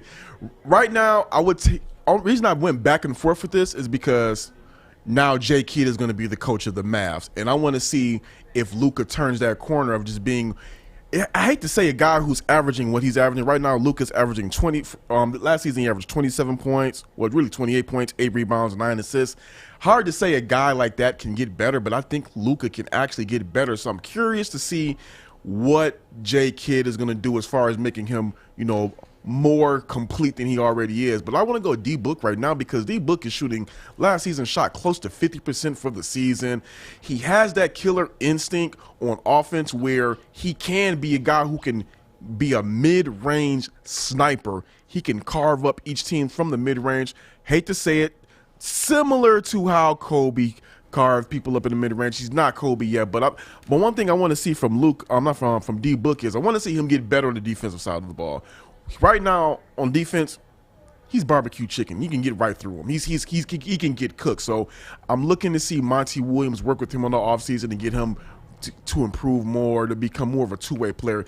I think he has a higher. I think he hasn't reached his real ceiling yet. So I think D-Book can be that guy that will be a future MVP that can take over the league, and that's the guy I got. So, but Luka, it's between me and him. It's like splitting here between him. So and Luka I got to ask you a question, Kory, because I think this is a super important part of the question, just in general, but also we're seeing it out of only one person of the four is doing something that the other three aren't, and that's making his teammates better, and that's Trae Young. Yeah. Devin Booker. Wait. Devin Booker. Whoa. What? I'll let you finish. Okay. Then let me let finish. Daddy talk. Okay. Daddy. Devin Booker. Didn't have to double down there. That made it weird. I mean, you throw it to me. I have to follow up somehow. I can't just stop and acknowledge it and go. Anyways, Devin Booker, as great as he can be right now, is not the reason why the Phoenix Suns are clicking on all cylinders. Hear me out. Chris Paul is the leader and distributor of that team. That's not an argument. Devin Booker can become that, and he hasn't shown that, and neither has Luka. Luka has not taken the pieces around him and made them significantly better and clicking on the same page the way Chris Paul has done with the Suns, and Trae Young has done with Atlanta. Trae Young doesn't even have a 2. If you think John Collins is a number 2 in this league, I don't know what to tell you. Trae Young is making his teammates better. He's running the pick and roll. He's penetrating, getting open shots for Huter and for everybody around him. That's something that Luka and Devin Booker, they don't do that right now. And that's the biggest thing. I'm seeing it out of Trae. My turn to talk. My turn to talk here. The fact that you're saying that Devin Booker doesn't lead his team when the dude just had a 40-point triple-double to take game 1 of the Western Conference. I got one game. I got one. I know you don't give a shit about triple-doubles and stats. I let you talk. I let you talk. One sample. I let you talk. Don't use one sample to make an argument. It's not going to work.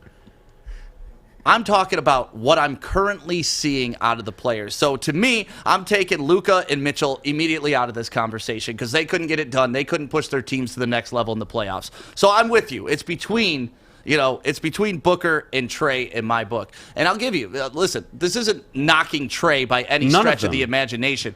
But when Booker lost the best player he had on his team, he stepped up, he led his team, and he did that in the previous series before, being the leading scorer, controlling the ball, controlling the tempo. He's bringing back the mid-range game. He's evolving the way the NBA is going to be played moving forward. So to me, Booker is the clear answer for this just because of what he's doing currently. Trae Young, he's having a great run right now, but this is not traditionally what we've seen out of Trae Young. He is just hot right now, and he's carrying it on for a long period of time. Devin Booker has shown it. I mean, the dude, what do you have, a 70-point game a couple years ago, too? So, his scoring prowess, I'm going to give you 100%. He should be the leading scorer on that team. What I'm saying is, Trae Young, as of now, if you just want to use the postseason, Devin Booker, yes, game 1, put up a 40-point triple-double. Game 2, he actually did not have a great game. It was DeAndre Ayton and the bench that actually helped them close that game and win the game late. Again, they don't win without Booker, period. Yes, of course. None of these teams win without their players that we're discussing right now.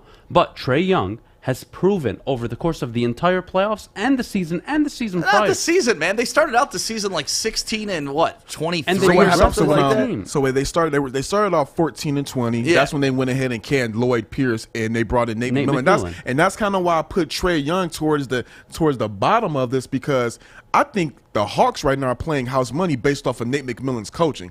Trae Young exploded the other game, 48 points. Got to give him that, but I think it's more of Nate McMillan's coaching right now that is putting them in this position more than Trae Young. Trae Young is a volume shooter, so he's going to get those buckets up, but his shooting percentage has not been the greatest. Right, look what happened in Game 7. He was 3 for 20 at one point. I mean, so he's not, I don't know. Okay, we're splitting hairs here. In the postseason, Trae Young is averaging 31 points, 11 assists on 88% free throw percent shooting.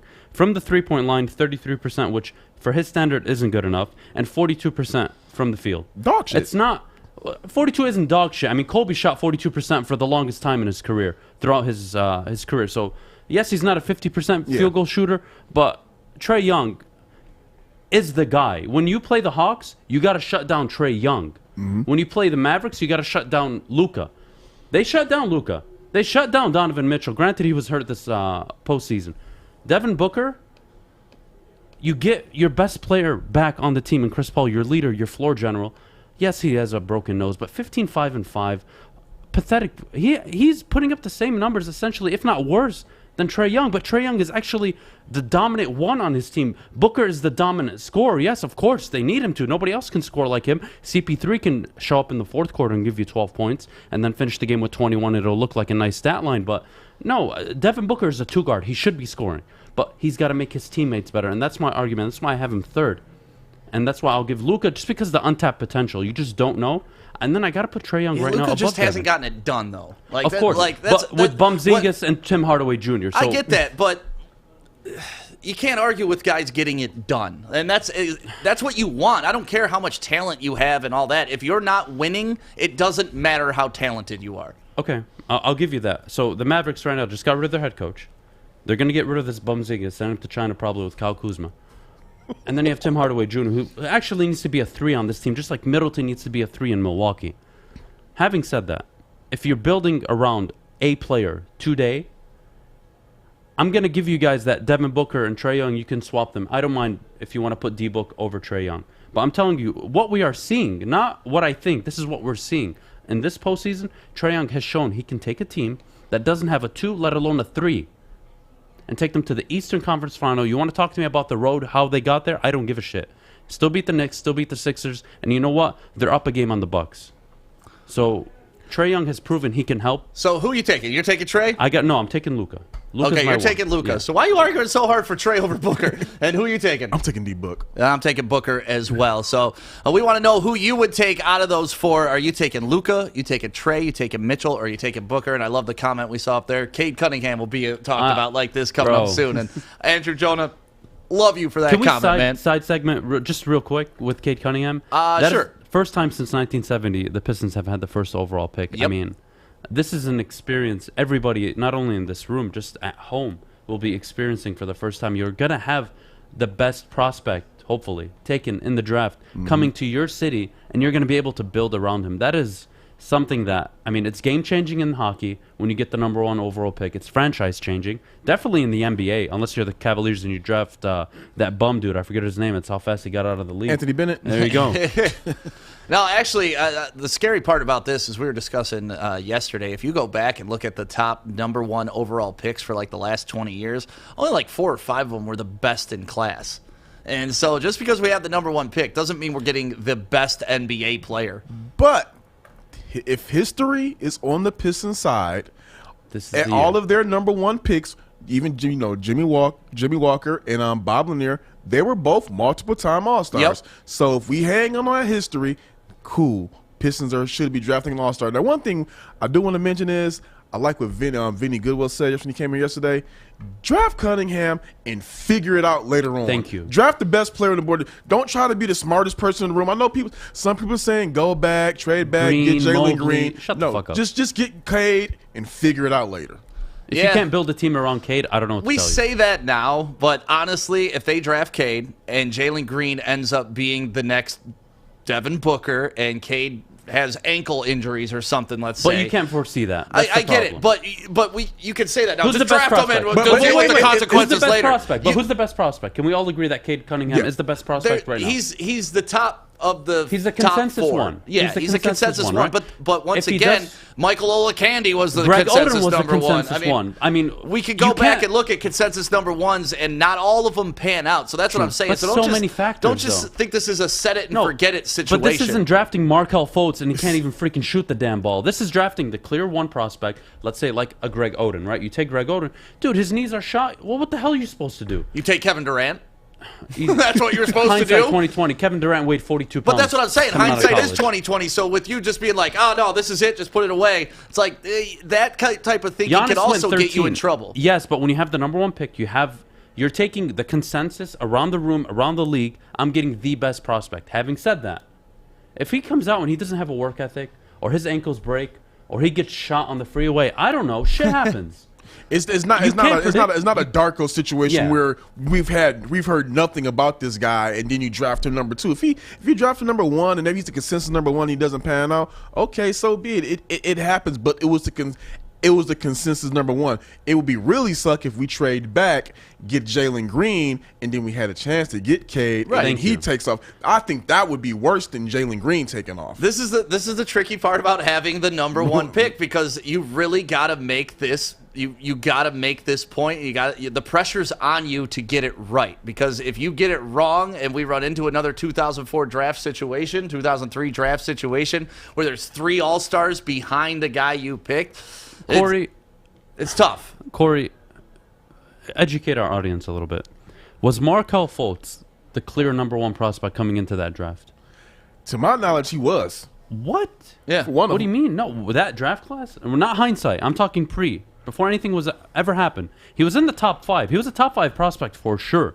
But he was not the clear consensus. You got to take Markelle Fultz number 1, Philadelphia. What are you doing? No, God, no. Hold on, let me see what draft was that again. 2017. Let me look at that again. I have to remember that one. But that's the thing. You know what? He was because in the conversation. He was not the clear number 1. He was because I know Lonzo wasn't going number 1. It was because Lonzo was pretty much telegraphed to the Lakers. I remember that year. It was the top 5 was if I remember correctly, Tatum, Fultz, Lonzo, but none of them were a clear number 1 at the time. That's the point I'm making. Like, there wasn't the guy who was head and shoulders above his classmates. He wasn't head and shoulders above. That's it was just kind of telegraphed that he was number 1. If you don't take Markelle Fultz number 1, you should be fired. This isn't like taking Trevor Lawrence number 1. But if you listen to what Troy Weaver said after the draft lottery, he thinks this isn't a clear number 1. He thinks there's a handful of players up to 5 that are all kind of in the same tier. So he's not thinking Cade Cunningham is a clear number 1. Well, he is. I think he is doing that, but what I think Troy Weaver's doing is he can't tip his cap. Like if somebody wants to go ahead or offer him 5 first-round picks, offer him something stupid for the number 1 pick. Okay, we're not. All right, yeah. I got to answer the phone in case I catch a sucker. Yeah, like I trade back 1 spot or 2 spots. I go back to 3, and you give me 4 future first-round picks, and I probably still get Mobley or Jalen Green. Maybe that's a conversation. I don't know, but look, I'll agree with you that the depth this year, it's actually quite amazing. And we say this most drafts because the way the NBA works, if you're picking in the top 7, you're a dumbass, Detroit Pistons, for example, prior to Troy Weaver, if you can't land a guy. Donovan Mitchell, Devin Booker, Giannis. There's been so many examples of guys falling into anywhere between 5 and 11 is like the sweet spot in the NBA draft. Having said that, when you have the number 1 pick, you have the ability to not worry about who's going to be taken. You take your favorite player off your board. And that's a very blessed situation for the Pistons. Whether it's Cade, Jalen Green, I don't give a shit. All I know is that the team is getting who they want. And that's important. I would if I were the Pistons, I would go ahead and keep playing coy how you're doing it right now. Tease that anybody is on the table, because just in case you do fall in love with Jalen Green, kind of, dangle out there that you're high on Cade Cunningham. You never know what you can be able to do and trade back, because I think Houston is number 2, correct? Yes. So Houston number 2, they might want Cade Cunningham. They definitely the point guard. I don't think John Wall is going to be the answer moving forward. Who knows? Houston may give you something really nice, a couple of picks down the line that to trade back. I don't know, but I don't think they should try to be unless they get a deal that they cannot pass up on. I think you just draft Cade Cunningham. So 2020 number 1 overall pick, Anthony Edwards. Decent player, right? Yeah. Looks nice right now. Looks nice. Would you say he was the best in the draft? I think LaMelo had the most star potential. But okay. I thought LaMelo should have been 2019 Zion number 1. That's kind of a consensus. That's not a problem. 2018 DeAndre Ayton.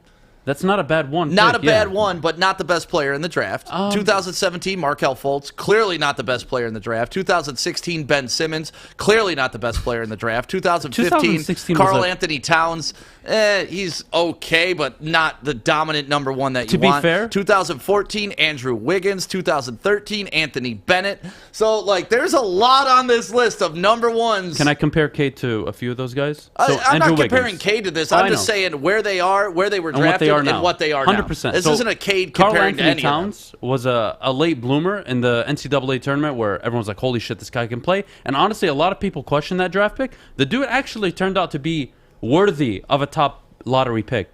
And I'll make this real quick. Andrew Wiggins couldn't shoot coming out of college. Cade Cunningham is a shooter in a shooter's league.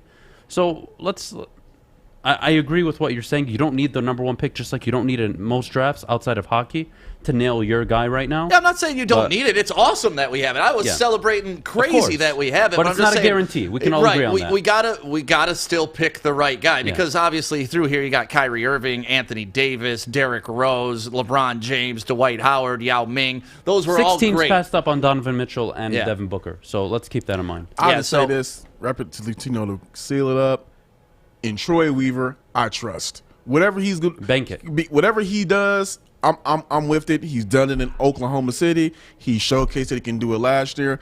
I don't expect him to fumble it this year. Before you make us go away, please. Come on, man. I gotta ask you a question. Fuck? I'm Let's sorry. go. It's so important. Have you ever seen a GM in one season come in and make enough moves where you're like, you know what? I'm gonna back off. I'm not gonna criticize the guy.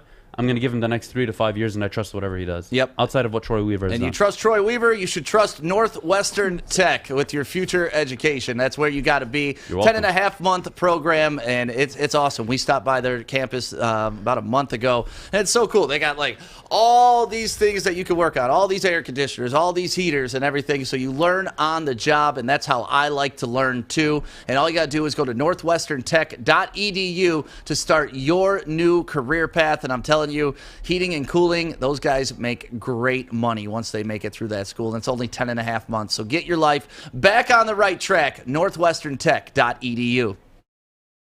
Bridge Street Exchange, downtown Fenton. I'm trying to find me a shirt. Ooh, look at these swimming shorts. What are you doing over there, Stick? I'm trying to find me a drink. Ooh, look at these bonfire bitters. Ready for summer. Let's go. Hi, I'm David Hall from Hall Financial. With historically low interest rates and 5-star service, you could pay your mortgage off faster without increasing your monthly payment. Get started now at 248-308-5000 or chat with us online. Call hallfirst.com.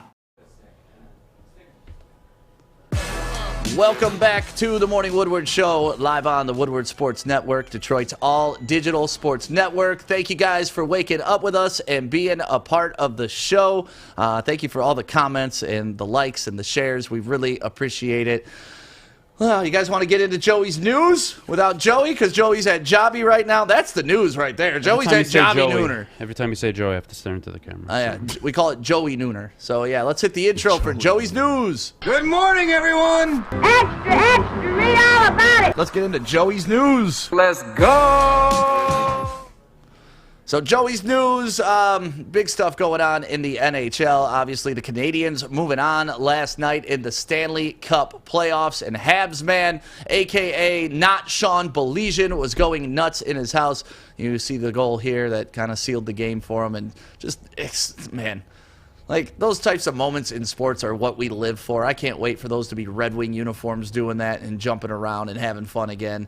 Because playoff hockey is just so special, man. It really is special. And now we're moving on to the finals. And, dude, check out that dude's suit.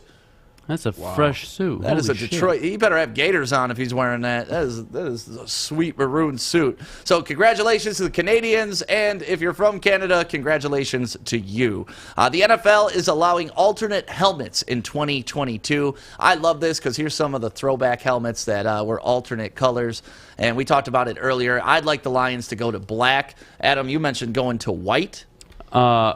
Actually, like inversing and alternating the actual color concept now. So taking the silver helmet, maybe making it a Honolulu blue and making the Lions logo white, or even going to a white helmet. Right. The Lions logo doesn't look that bad with a silver outlining on a white helmet. It actually looks pretty dope. So I'd be open to it. Kory, do you have any color preference, or you just want the whole damn thing?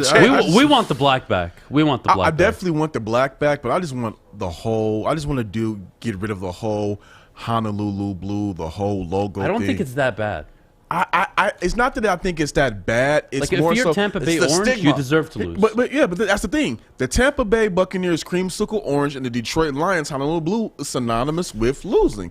The Tampa Bay Bucks got rid of Bucko Bruce, and that's the actual logo name, Bucko Bruce, and that creamsicle. What happened? Like 6 years later, they started winning. I'm not sitting up here saying that a jersey swap has anything to do with you losing, but you're getting rid of something that's synonymous with the losing culture. If they're talking about change the culture, then you got to get rid of everything.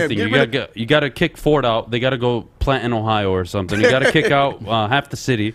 You got to kick out, let's see, all the color schemes. So you're basically eliminating I'm three with of the Kory most... because honestly, I've played on teams that like were literally the same team, but we changed uniform year to year, and it totally changed like our demeanor, how we felt going into the game. Like I'm talking Walled Lake Braves. Shout out to the Walled Lake Braves. We were all white with red numbers. We won one game. Same group of kids the next year, black. We felt like badasses, undefeated. Look, again, undefeated. It's a culture change. I'll say that, and it does help, but. I don't think getting rid of the blue, white, silver, and black is the answer. I don't think it's that easy. Yeah, it may not be that easy, but I just think if they've already done so much groundwork this offseason. What colors would you want them to go to? Yeah, that's what I want to know. Because hey, you know what? Because Nick Leach mocked up those uniforms where everybody swapped colors. And I thought the Lions and Tigers colors looked damn good. And there's no team in the NFL really with the blue and orange, so we could roll that. I don't know. I don't know. Maybe for me, just switch the logo to something a little bit more fierce, because that lion to me still just looks like a kitty lion. Like, oh, we're facing the Lions, but I'm looking at that logo. And I'm like, oh, all right, whatever. I'm telling you, Dan Campbell's got to be the logo. Like Dan Campbell's face should be the logo. Moving on, Tigers lose to the Astros 12-3 last night. Ouch. A.J. Hinch welcoming his old team to Comerica Park, and they put in work. Here's a nice little double play they turned, here's a nice little out they got, because this was when the game was still kind of in doubt, but ended up getting out of control 12-3. Tigers are the Tigers, but the Astros are the best team in baseball right now, so I do not expect them winning many games against the Astros. Jason Kidd to become the Dallas Mavericks head coach. And this is a pretty good hire for them. Obviously, he has some history with the Dallas Mavericks, and now he's back. He's back. Pretty decent when he's been coaching and interim coaching, and I think he's done a good job. It's going to be interesting to see him work with Luka. They both, I don't want to say have similar games, but they both had those games that they're multifaceted, and that's where Luka really needs to get better, and I think Jason Kidd can help him with his passing and all that good stuff. Yeah, definitely got to be a better on-ball defender. Luka, just like Devin Booker, has zero defense. So zero. You got to even that whole class doesn't play defense. Donovan Mitchell probably the best one of the four, but that's not saying much. Yeah, and then the Cubs combined for a no-hitter last night, beating the Dodgers 4-0. And no-hitters are cool. Obviously, not as sexy as one person doing it, but hey, if three guys got to combine for it, three guys got to combine for it. So that's what they did last night.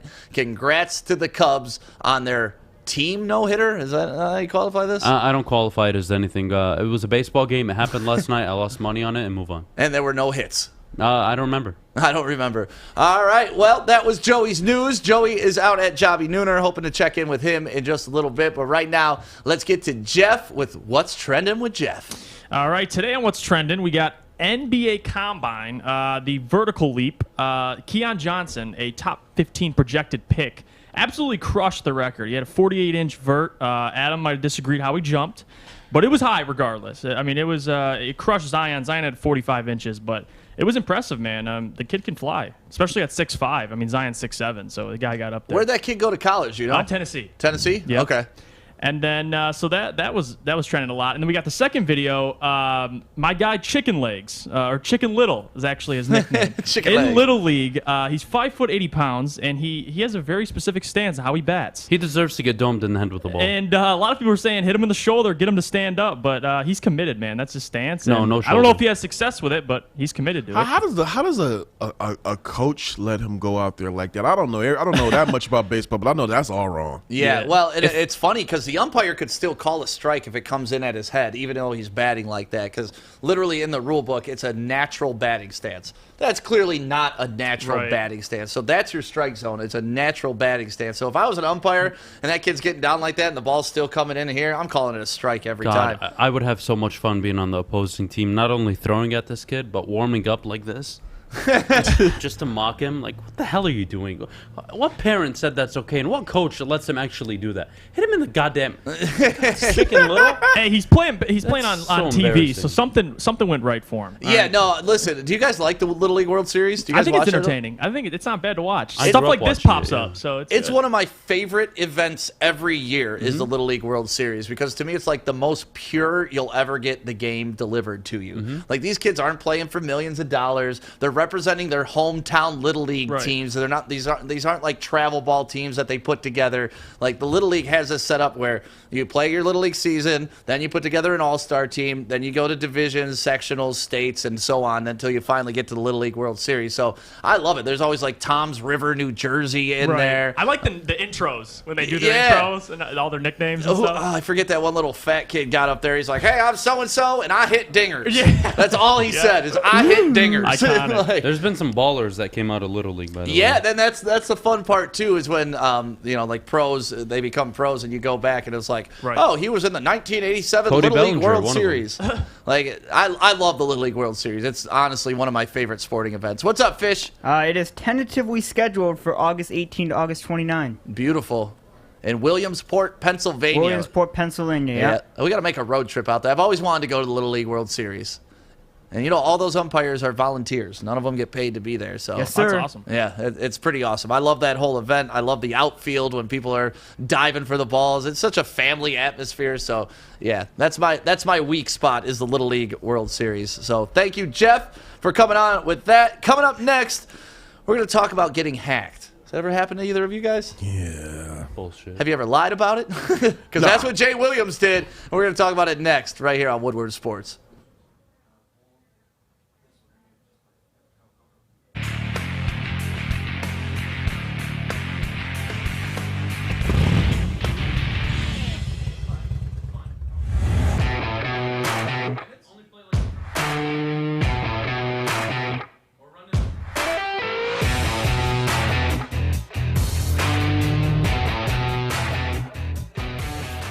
I'm Mark Bernstein here at Bad Pig Customs in Hazel Park, announcing an incredible new project benefiting our veterans. We're calling it Call Sam Chopper Shop, and we'll be teaming up with a talented team here to have a custom chopper built and raffled off to support our veterans at Volunteers of America, Michigan. Every other week, we'll be bringing you a new episode of the Call Sam Chopper Shop, so watch here every other Monday. And taking us along for the ride is Detroit Red Wings Stanley Cup champion Darren McCarty. So, Darren, what can we expect to see? Well, Mark, I love that. D-Mac and the Bernsteins. They're putting together a bike build for you guys and some great things going on with the Sam Bernstein Law Firm. So make sure you check them out. Nice. I mean, if you're from Michigan, you know about the Sam Bernstein Law Firm. Like, it's been around forever. 1-800-CALL-SAM. My real name is Sam. So growing up, that was the joke. Everyone, oh, you're 1-800-CALL-SAM. It's like, no, that's the lawyer, but we can play this game if you want to. Who's Sam? I'm Sam, and you're Sam. That's why we called you Fish immediately. I was like, we're not doing this. I'm not having people yell Sam and me looking. Which is funny because you're a stick. The only person that calls you Sam is Adam. Adam. Yeah, but still, if somebody would have said Sam, I still would have been looking around the whole damn time. So yeah. And he always says, Sam, you're wrong. And that's why you're Fish. And that's why Jason Williams is an idiot. Let's get into this. So the Celtics announced that they were having a new head coach. Jason Williams went on his Twitter and was talking about how it was the first black head coach in Celtics history. It's Jay Williams, not Jason. Oh, sorry, Jay Williams. Stick was hacked on that one. Yeah, sorry, I was hacked. He said he was the first black head coach in Celtics history, conveniently forgetting Bill effing Russell and Doc Rivers. Bleeping Rivers. So the first head coach of color for the Celtics, and even more importantly, he's one talented individual who has paid his due. This is the same dude that said Kevin Durant walked up to him at a party and told him that don't compare Giannis to me, and then KD comes out and calls bullshit. But then here you go. He retracts it as it relates to the Boston Celtics tweet that came from my account a couple of hours ago. I did not post that. And my passcode has now been changed. Oh, that makes sense. Maybe his daughter filled up and actually wrote specifically in quotations. Has to be, right? It better be. LeBron James replies. I mean, you know what? You know what would have been a real easy comeback for this? He could have just said that, Ime Udoka is the first African head coach by the Boston Celtics, and he would have said I misspoke. He would have been technically correct. He would have been like, he could have said I misspoke. I meant African coach because he dude's Nigeria. Yeah. So I mean he would have been cool there, but black coach, yeah. That's what happens when you try to force something. Right. Instead of just congratulating the guy, like, man, this guy's paid his dues. And that's He's what been I in want. the league for God knows how long as an assistant. Comes from an immigrant family all the way from Nigeria. makes it to the league. Like, being an assistant is an accomplishment in and of itself. To get a head coaching opportunity for one of the most storied franchises, congratulations, that is so amazing. And to try and make it, Jay, you kind of got what you deserved on that one. Like, you should have done your research, and you should have praised him for being the first African-born. Or how about just praising him for being a good fucking coach? Like, at what point are we going to get past these qualifiers? That's what I want to know, especially when it's been qualified twice. Like, that's what's really, like, annoys the shit out of me. Like, I want to get to a point in society when it's just like, congratulations, you earned this job. Like, nothing to do with your skin color, nothing to do with your gender, nothing to do with anything else besides your skill set in that position. Kory, and this is what happens when people are trying to, like, make that the centerpiece of this guy getting hired, which is great. Okay, cool, but that has nothing to do with the value that this man serves to the franchise. It's irrelevant. You have Monty Williams, you have Tyronn Lue, you have Doc Rivers. You have so many African-American head coaches already in the NBA. So to try and make that point, I mean, unnecessary. But Kory, I'll let you answer this. For example, when Kory joined the team and we were all so excited about it, we don't look at Kory as Kory, the black Detroit Lions insider Woods, and the co-host of the show. Like this, you don't no matter how many pins he wears to let us know how black he is. You don't look at somebody and like color. I identify you by your color. Like this, when are we gonna move past that shit? Ideally soon, but yeah, like honestly, I don't know. But Kory, how do you feel? Do you think he was trying to like capitalize on the moment, or do you just think it was just a good intention gone bad? Because you're the black guy, and I need your black opinion on this. I think Jay Williams is just effed up. I mean, I don't know. He's had a interesting track record as of late of misspeaking, saying the wrong things on several different things. Like, remember, we talked about the Kevin Durant conversation.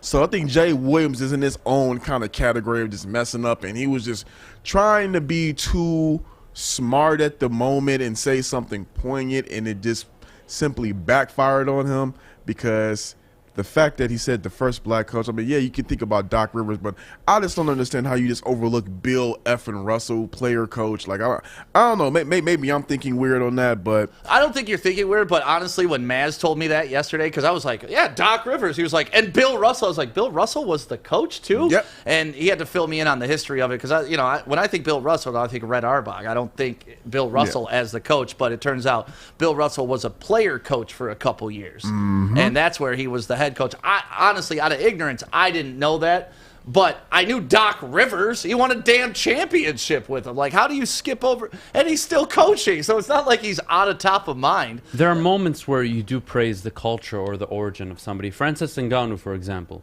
became the first African-born UFC heavyweight champion. Like, that is worth noting of acknowledging just because of the culture and how he represents his country.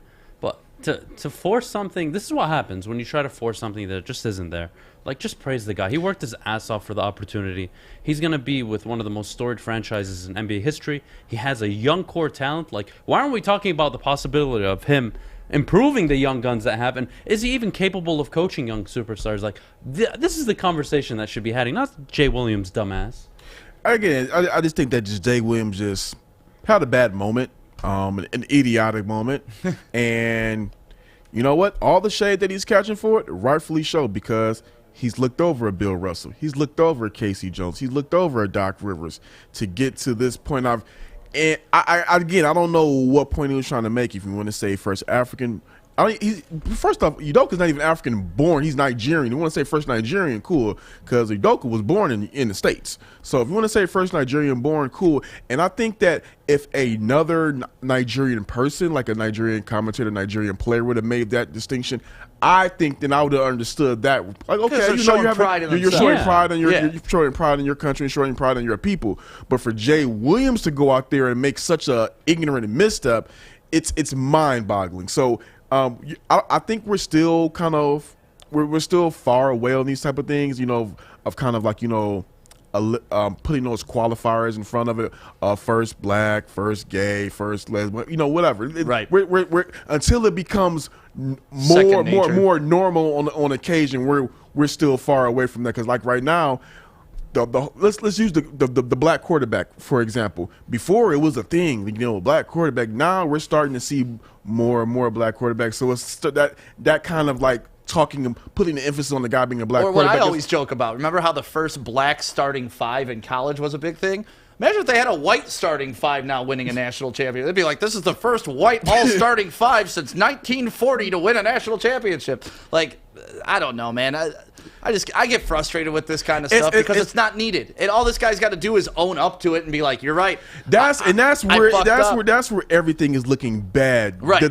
It's not the fact that he made the misstep. It's the how he backpedaled. If he would just owned it, this would have been nothing. Right. Look, I was trying to praise the guy and really highlight his culture, and I misspoke. Sorry, guys. Right. No discredit to Doc Rivers. Yeah, I should have done my research. No discredit to anybody who has coached the Celtics prior and to everybody in the league currently. Like, dude, shut the... That's all he had to do. Right. Like, the password hacking is just like... Are we in middle school? I changed my passwords. Why would somebody hack your account to make that post? Just that specific one. If I'm hacking Jay Williams' account, I'm posting much worse shit. Yeah, that's what I'm saying. You know what I'm going to do? I'm going to compliment somebody on being African. That'll get him. That'll get him. That devious hacker. So, yeah, we just wanted to touch on that because it's such a ridiculous story going on right now. And I just want, real quick, guys, because we don't have time to recap or to preview the Hawks-Bucks tonight. Who you got, Hawks or Bucks? Bucks are a lock, honestly. Bucks. Can't go down 2-0. Can't go. I'm with you. I'm taking the Bucks in tonight's game as well. Let's take a break, and when we come back, the world-famous Fish is here with his world-famous facts, and we will hit those next on the Woodward Sports Network.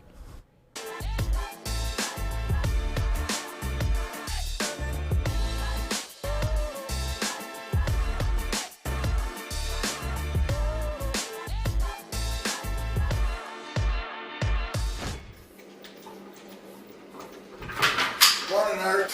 Morning, D-Mac.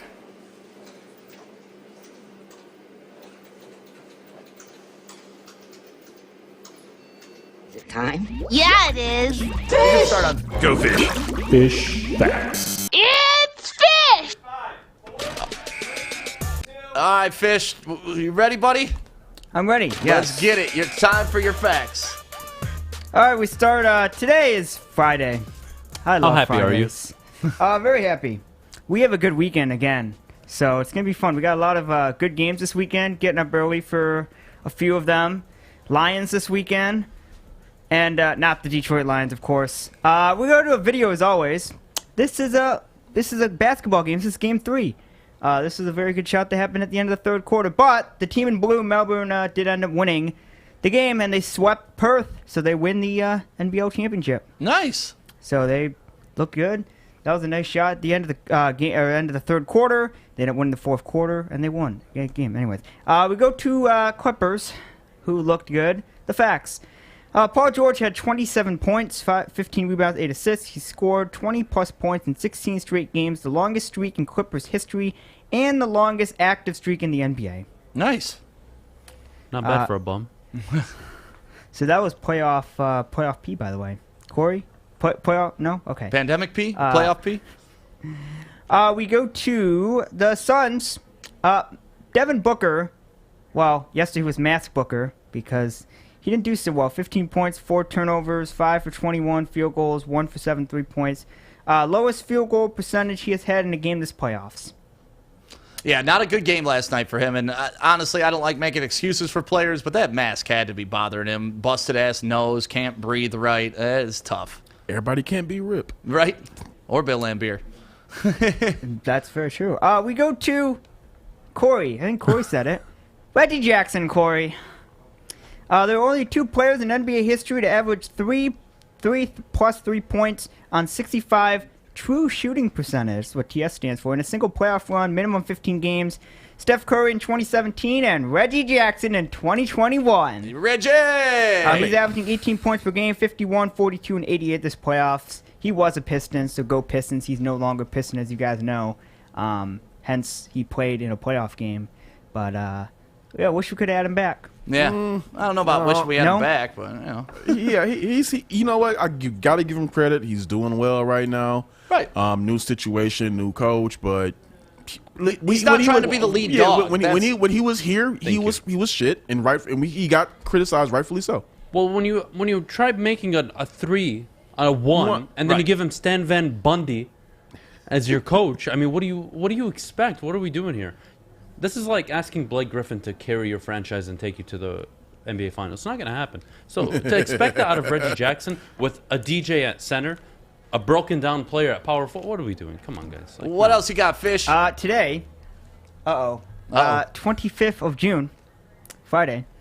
We go to 1903, where the Yankees and White Sox just decided to end the game in 18 innings, 6-6. They just ended it? Yeah. Why? What inning? 18th inning. 18. Oh, they just gave up. They were tired. Ends deadlocked game at 6-6 in 18 innings. Nice. So yesterday we heard that the National League umpire got expelled for gambling, which is still a problem today. I guess Yanks and White Sox ended the game. We got a boxing fight. We actually have a few boxing fights. Joe Louis did some big things in several years in the 1930s and 40s. 1935, Joe Louis moves to 20-0 with a 6-round KO of Primo Canara at Yankee Stadium. Got knocked the hell out. That's all we know. He did. 1947, he knocks out Tommy Musario. And 1948, he knocks out Joe Walcott in 11 rounds for the heavyweight boxing title. Nice. So, I guess June 25 is a good day for him. Yep. The NHL decided to approve some franchises in 1997. Nashville, Columbus, and Minnesota, and Atlanta, which is now the Winnipeg Jets, they got approved into the Hockey League. I forgot Atlanta had a team for a bit. It was the Winnipeg Jets, then it was the Atlanta Thrashers, and now it's the Winnipeg Jets. I honestly forgot about the Thrashers altogether. Wow. I loved their alternate jerseys. I want to say like 2008 or 2009. They had this like light sky blue alternate jersey with black. Oh, holy shit! Yeah, they had good jerseys. Their team wasn't very good, hence why they're not a team did anymore. have Atlanta is not a hotbed for hockey. No. They did have Adam, that Russian who scored please, like 50 goals a year. Please, I hope you remember this. 2014, Luis Suarez is charged for biting at the World Cup. Please tell me you remember this. I remember. Okay, good. Yeah, he bit someone on the ear. I thought it was a shoulder. Was it shoulder, ear? Yeah, near close the ear. enough. But, yeah, he bit someone, and then he bit someone again earlier. So he loves Fish, biting it was people. Kovalchuk, by the way, for the Thrashers. Okay. All right, Fish, any more facts? We have a wedding today. We have no birthdays. Well, no important birthdays. Of course, everyone's born on every day. But there's no important birthdays, so we have a wedding for you. Oscar Robinson weds Yvonna Quittenden in Cincinnati, Ohio. Nice. For them. He was 21 when he got married. Beautiful. So we like Big O. Oscar Robinson. Triple-double king. Triple-doubles don't matter. Now Russell Westbrook is the triple-double king. Do when you suck and you can't shoot. Now, let's not get on that tangent. Let's let Fish finish his facts. Go ahead, buddy. He was a triple-double king. Someone else is a triple-double king now. Those are the facts. We're going to have a great weekend. Russell Westbrook is still not great. I got an interesting basketball one. Uh-oh. On this day in 1997, Tim Duncan was drafted #1 pick by the San Antonio Spurs. 2 years later on the same day, championship finals MVP. That's crazy. I mean, you get the tutelage of David Robinson. That was almost unfair. Right? Yep, yeah, Wake Forest. And what I love about him is he never really played basketball till college. He was a swimmer, right? I believe that was similar to Shaq's story, right? Like not till high school he started on Shaq's the Marine just a base. monster, though. Yeah, and Shaq had a drill sergeant dad. All right, let's get into the dumbass of the day. The Detroit Pistons select Darko Milicic. World's dumbest criminal. Well, so much for me calling him savvy because he had no idea where he's on the field. And he crosses too many timeouts. It's a technical foul. Dumbass!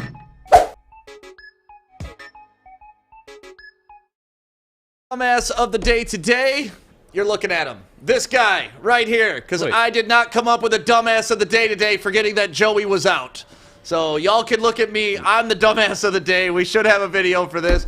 But we can go default. Jay Williams, you're a dumbass, so thank you very much for being the dumbass of the day. Thanks for having a great week with us, guys. We'll be back on Monday, 8 a.m. right here on the Woodward Sports Network. And don't forget, Baligian and Bell is up next. The Hook after that. Plus, we got We Are Soccer Saturday morning. And then Sunday, we're going to do the Woodward Wilderness Show with me and Joey going up north. And the Sneaker Box is on from 6 to 8. Yes, Kory. Can I age you real quick? Age me? Yep, Adrian.